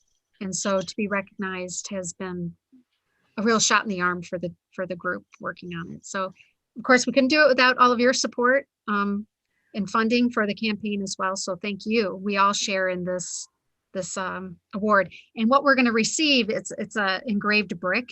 So brick is the foundation of a downtown, and it'll have that all engraved on it. So we'll put that on display in the case. Great job. Thank you. So we also conducted this task force that I'm a member of. If you remember back in May, we did a survey of our businesses. Well, we've done a second survey of the businesses, and we had a number of questions. We asked questions about, have you seen the Love for Lion campaign? Are you participating in the campaign? And I can share it at greater detail, but I wanted to highlight 2 of the questions that we asked because it helps to drive not only this task force effort, but it coincides with just our downtown priorities as well. So one of the questions was, what are the most pressing issues you're facing as a business? And you can see here for the respondents, the health and safety of their staff and customers is still a top priority. Also, uncertainty of the future and ability to operate their business moving forward. There were also some concerns about financial issues. As you know, there were a number of grants issued with the CARES Act, and we have not seen any additional funding coming.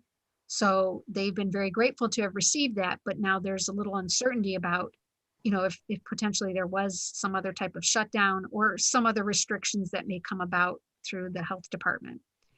And then another item was managing the enforcement of COVID restrictions. So That was in response to the request to have mandatory masks. But now we know that our restaurants are also being asked to track people's names and phone numbers as well. Another question that was asked was, how can we further support you during this time? So you can see the number one response was identifying financial resources. So of course, I'm keeping my eye on any potential grants that might come available in the future or any type of loan programs. But I've also reached out to Oakland County's financial arm to see if they can put together some type of a webinar or some type of a video that can help businesses understand what options are available to them. So, and then talking about banking and also insurance. I know when I was down south, a lot of our businesses had to carry that hurricane insurance because you just never know when your business is going to get shut down unexpectedly. And COVID is one of those things where the businesses are getting, affected unexpectedly, but there's no relief. And so we're trying to find out if there's some other resources there. Marketing and advertising assistance. So this is really where we're working on this task force, and that is promoting the Love for Lying campaign. So this came directly out of this response. It was also a very highly ranked issue in the first survey. And then leniency on ordinances. We have adopted as a township a reprieve on some of the ordinance requirements, in particular for outdoor seating, in order to accommodate our restaurants and other businesses. That will expire on November 30th. And the only reason that it's expired, that date was chosen, is it coincides with the Michigan Liquor Control that is permitting the temporary outdoor seating as well. If the state decides to extend it, then I'll be back talking with our attorney to see if we can't extend that as well. So we'll keep up with whatever the Michigan Liquor Control is doing, because they really have to give permission for people to be served outside in these areas. So we can't really decide that on our own. And then the fourth item was just information on resources. So we still have that Facebook group that is going strong. I think we have 165 members now. And I use that as a constant tool of information, sharing information from the restaurant industry, from the retailers industry, from the Michigan Small Business Association, any type of updates that we have that we can just quickly share with our business partners that's shared on that page. So I just wanted to give you an update on that survey itself. And this is a crazy picture here. I don't know why it's turned sideways, but I did want to let you know that CES worked very closely on executing the resurfacing of the Huron Valley Trail that occurred pretty much the entire month of October. And the trail was resurfaced from 11 Mile up to Milford Road. Now, I'm told that this is just phase one of the resurfacing project. There are 2 more phases, and the other phase then will go through the trail in the downtown. So Leslie, you rode the trail today, didn't you? Yes, I did. And how was it? To work. It was awesome. I think that's the first time I've actually ever rode it, where I stuffed my bike in my car. And yeah, it was a beautiful day, and it was nice to see so many people were on it during the middle of the day. So it was great. They do have a little bit of bridge work to do north of 12 Mile. They're just replacing some decking. So it's pretty minor. But the project's complete and they did a great job. And this picture doesn't show it, but there is some finishing work here where you have like a concrete pad and ADA compliant. What do they call those bubbles? Truncated domes. So at the road crossings, you're required by ADA to have what people notice as the bumps. And so that was also part of the project, and that those have been installed too. Yeah.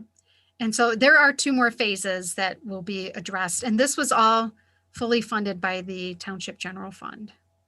And hopefully maybe there's an opportunity to get some grant money for the future projects. But I wanted to just kind of give you guys an update, because as we move to the second phase that goes through the downtown, this is a trail that gets a lot of traffic. And I know when the township posted that it was open on the Facebook pages, they got a lot of really positive feedback on this. So, and the city resurfaced their portion as well. So this trail is looking pretty sharp right now. And it's just another gateway into the downtown that we can capitalize on as the resurfacing work continues into the DDA portion. And then also, I just wanted to let you know that I attended a annual conference of the MDA. That's when we were given our awards, and they had some just tremendous sessions with a lot of key learning. I was happy to see that some of the things they were recommending we were already doing in response to COVID, so that was exciting. And then Leslie, if you could please, can you give an update on the sewer connection? And that'll conclude my report with Leslie's follow-up. Yes. So just to bring everyone up to speed, a few months ago, we held an informational meeting for the core and edge parcels. If those property owners were interested in connecting to the sanitary sewer, the township board was agreeable to creating a special assessment district. Connecting to the sanitary sewer is quite costly, especially for businesses, and those existing businesses are currently on septic fields. So when we've been seeing a change of use, the health division has been requiring connection.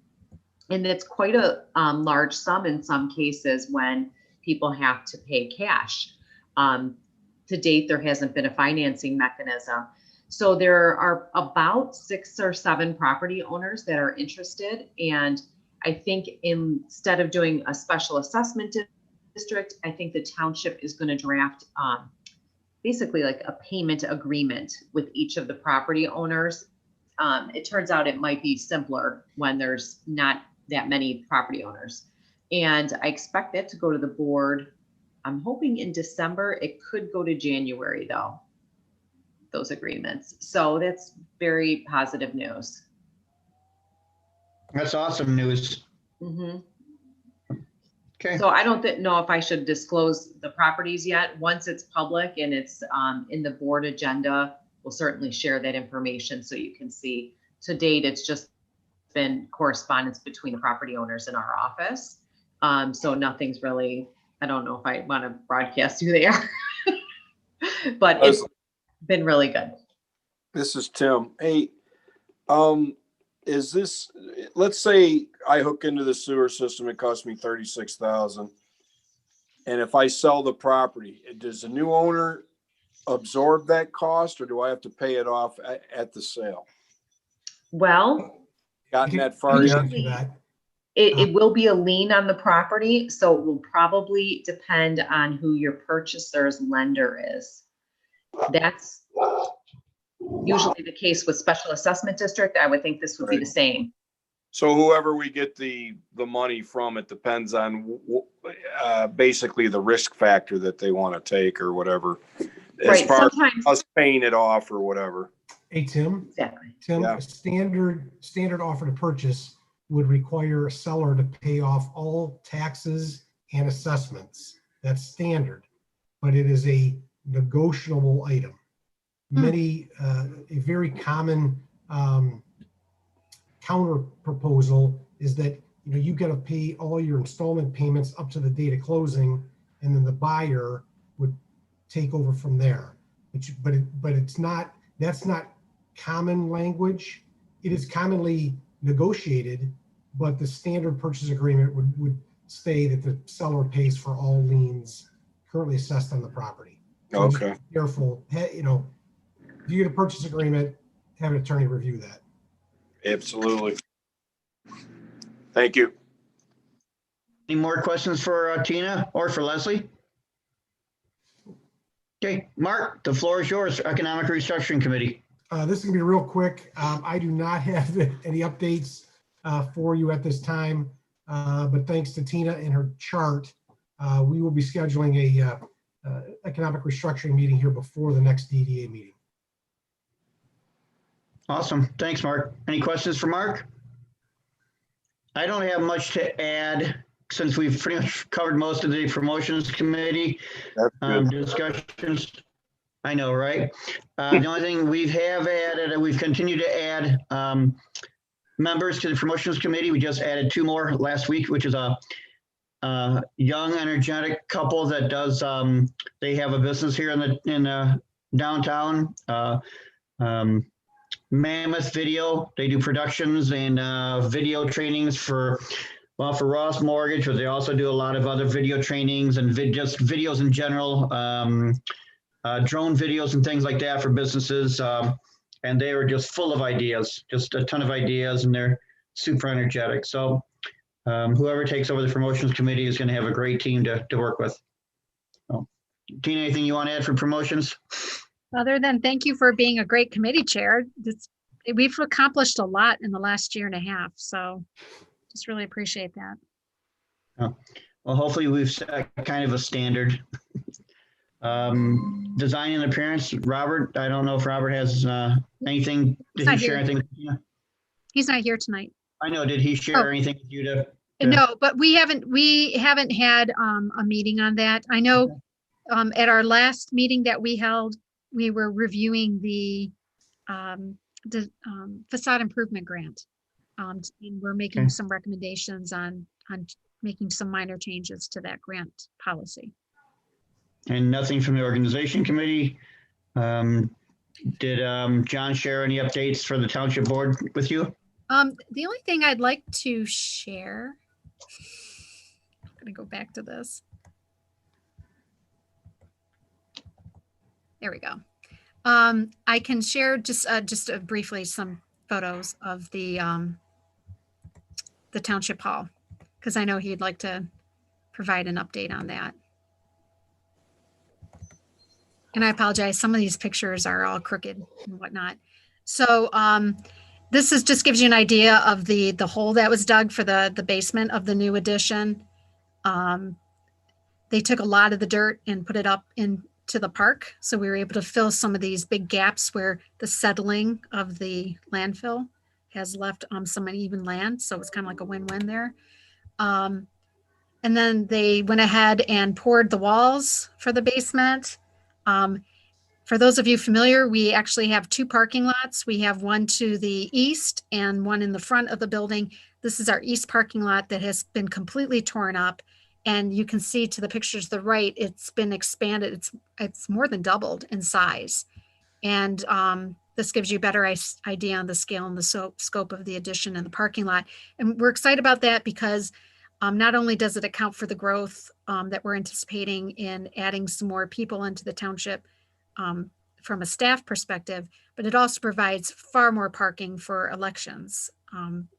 This election, we had people parked all the way up into the park itself and down the driveways. So that'll be encouraging. This is the basement, and we're going to actually have an elevator in place that will help with all the election equipment that will be stored in the basement. There'll be a climate controlled room down there for the clerk, because these election equipment can be very sensitive. And so that'll be a nice climate controlled room for that. You can see it's just kind of taking shape. They've put down the joists. These are steel joists. This is going to be a poured concrete floor. And they actually finished all of that today, getting the base ready for the cement. I think it's going to get poured tomorrow. And then this is what we're calling the additional parking to the north and west of the township hall. So we'll be adding parking spaces there. And then in addition, the lower level of the township hall has all been gutted out. And this will be all redone for the sheriff's department.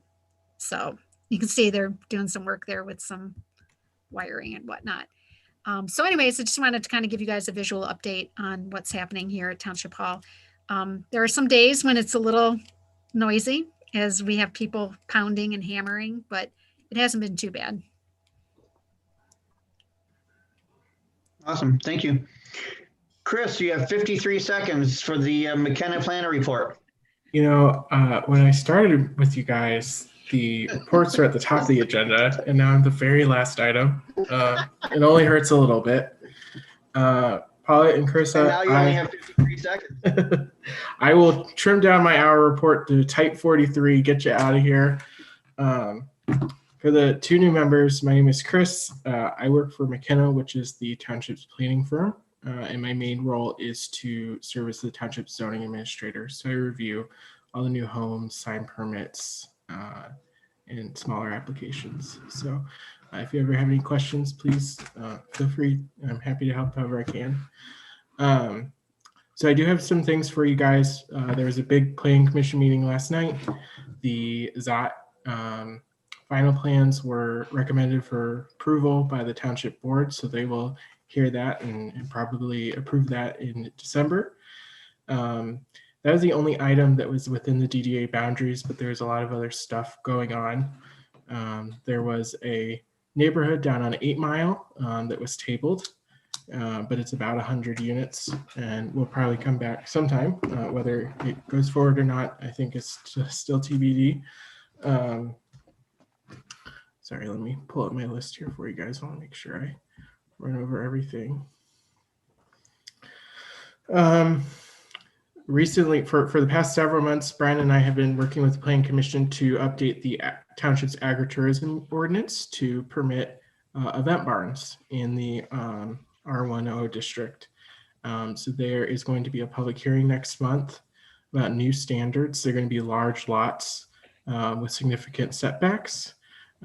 As I mentioned a few months ago, we are also changing the standards for the size and setbacks in the R10 district.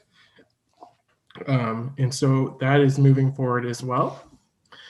And then recently we had a variance application for a lot on Marjorie Ann over near 9 Mile and Pontiac Trail, and realized that the neighborhood over there was made a long time ago and didn't really fit the standards of our smallest district, our R.3. So we're proposing an overlay district for the neighborhood there, about 100 homes, that will hopefully make it a little easier to build more appropriately sized homes and accessory structures over there.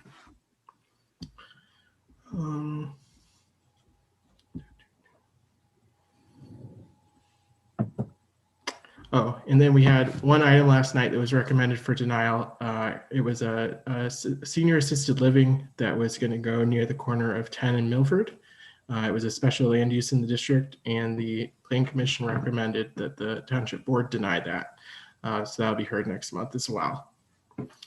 Aside from planning, I also am the staff liaison for the Parks Board, and I know I don't talk about them very much here, but I just want to let you guys know that they recently asked me to create a park survey for them to kind of get input from residents about stuff that they wanted to see done or updated, or just their general input.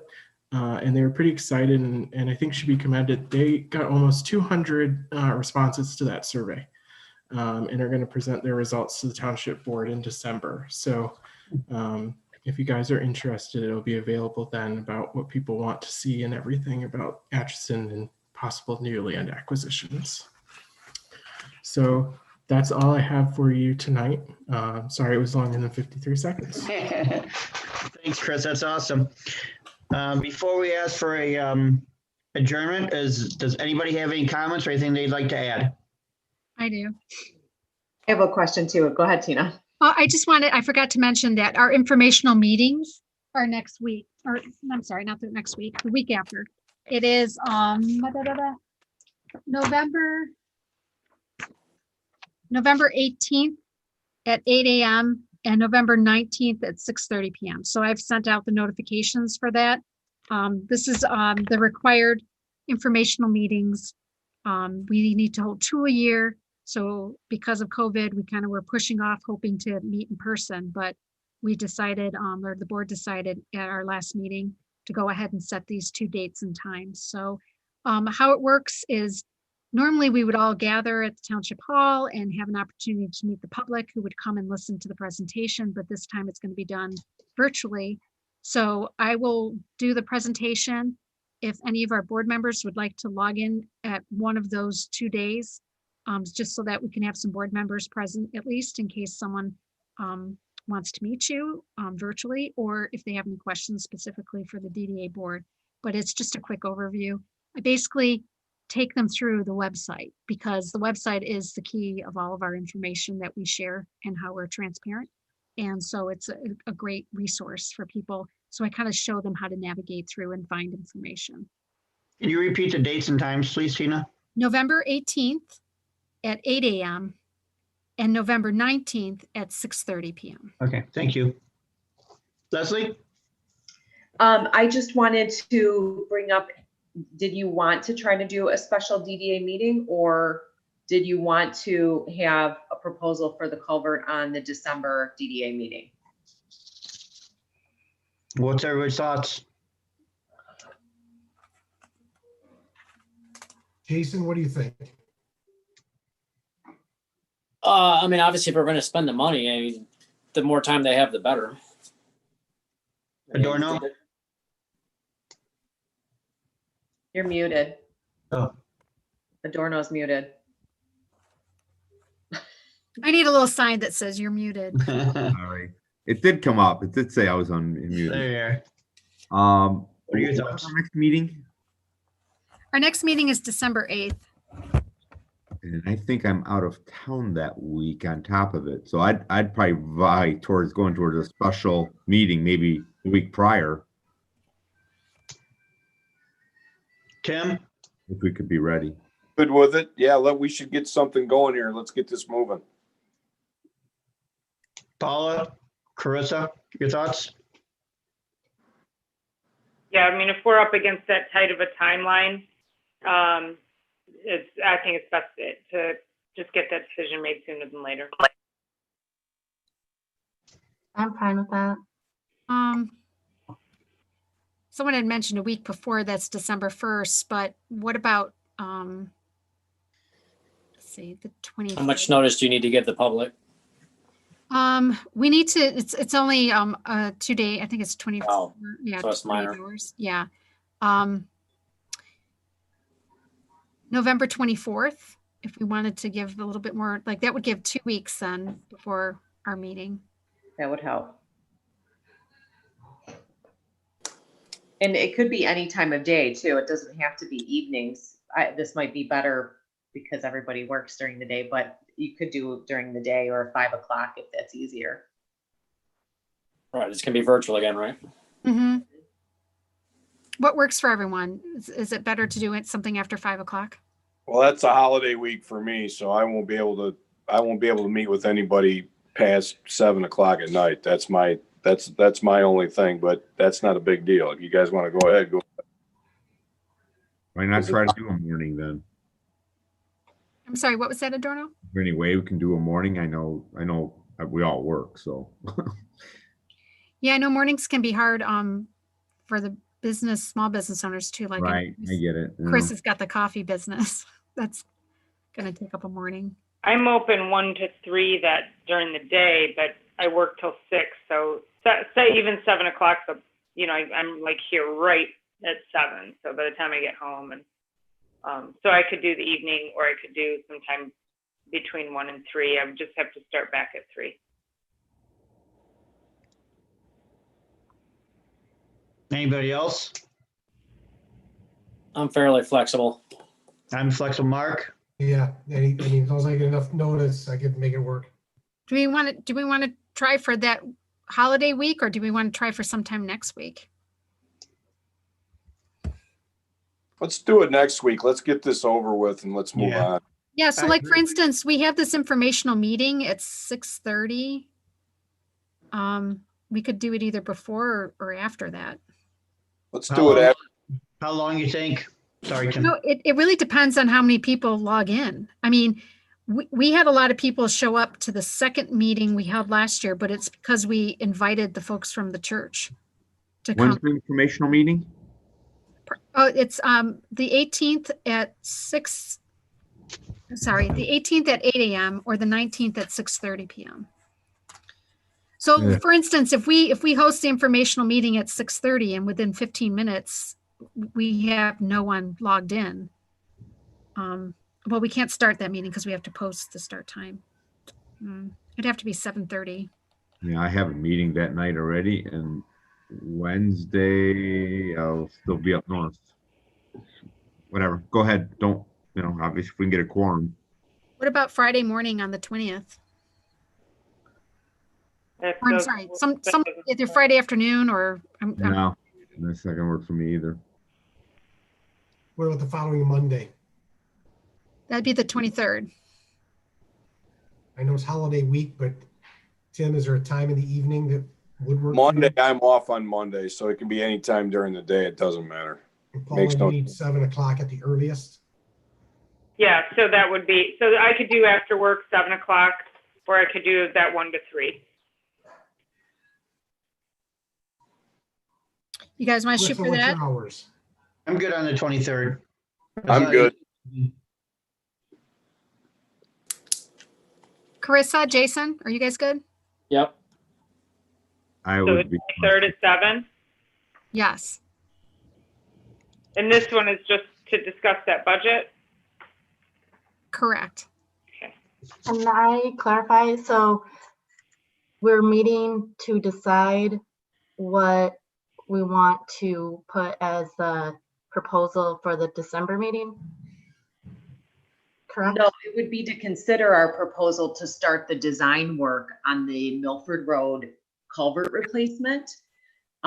Because if the DDA wants to move forward with that design and take advantage of the grant money, we need a little time to start working on the project so we can invoice the township this year. So I'm sorry, but this would be to decide if we will go with the planning, With the design, the with expenditure. the design. Yep. Mhm. But is there any dissension against that? That's a great question, right? That's a great point. Is anybody here against that? No. Why don't we No, vote right now? Well, I mean, are you gonna give me a cap? Well, we'll give you a limit. We'll give you. 50,000. I mean, you could do that. It's, That's what we've got. I mean, not to exceed $50,000. and I'll tell you how far that'll get you. Well, I mean, then we have to have a special meeting to discuss any cost over and beyond it. Right. And then at the December meeting, I can have a report on the remainder, right? What I think it would take. Yeah. Leslie, give us an estimate. What do you think that's going to look like? The problem is I don't know what Atwell will cost. That's another firm and I don't have a good, that's my issue. I can send you a proposal in writing probably within a few days, once I talk to them. But formal action to kick us off on a project that size needs to be by a vote. But we know, or you know, you're going to need Atwell, correct? Yes, I know our scope is what's under my control, the geotechnical, which we would Sure. sub out the survey. I think that can be done for 50,000 in design. That would Sure. not include permitting with the state though. But I really have to put that together, You have permitting, and then you have the actual work. right? Yeah, we're just talking design costs. Right. And are we comfortable making that decision tonight? I would like to know what Yeah, Honestly, I'd be more Right. comfortable even with the proposal. Yeah. I'm a fan of a contract. I think we also need Nervous, to, like throwing out numbers based on an estimate that's a year and a half old. right. and it's a contract, so we would have to disclose that contract in advance of the meeting. It would be in the meeting Right. for review. I think to answer your question, Chris, we do need to meet and discuss, to have a formal proposal from her.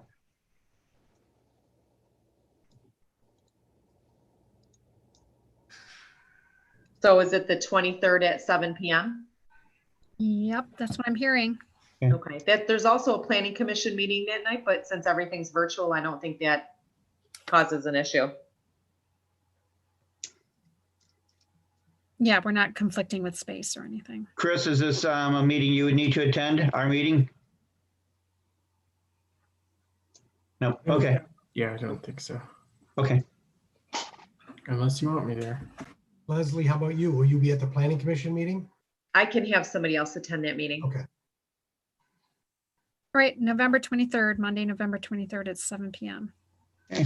And then Leslie, if you can, So Leslie, are you going to give us like more or less an actual like A real number. okay, yeah. So you're gonna get quotes from your geotech and your Exactly. other. It's okay. Yes. Can we see that before Monday, the 23rd? Can you get it to Yes. Tina and get it out to us? Sure. Great. Anything else? Can I get a motion for adjournment? So moved.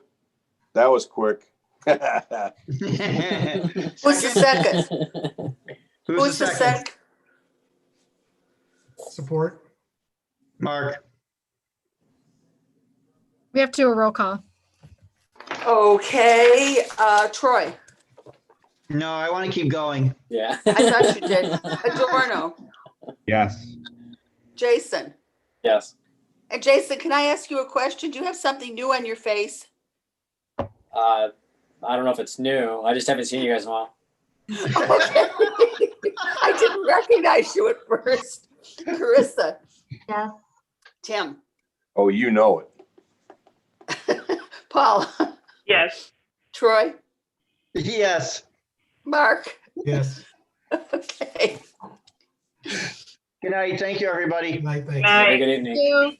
Thanks. Congratulations, guys. Thanks, yeah.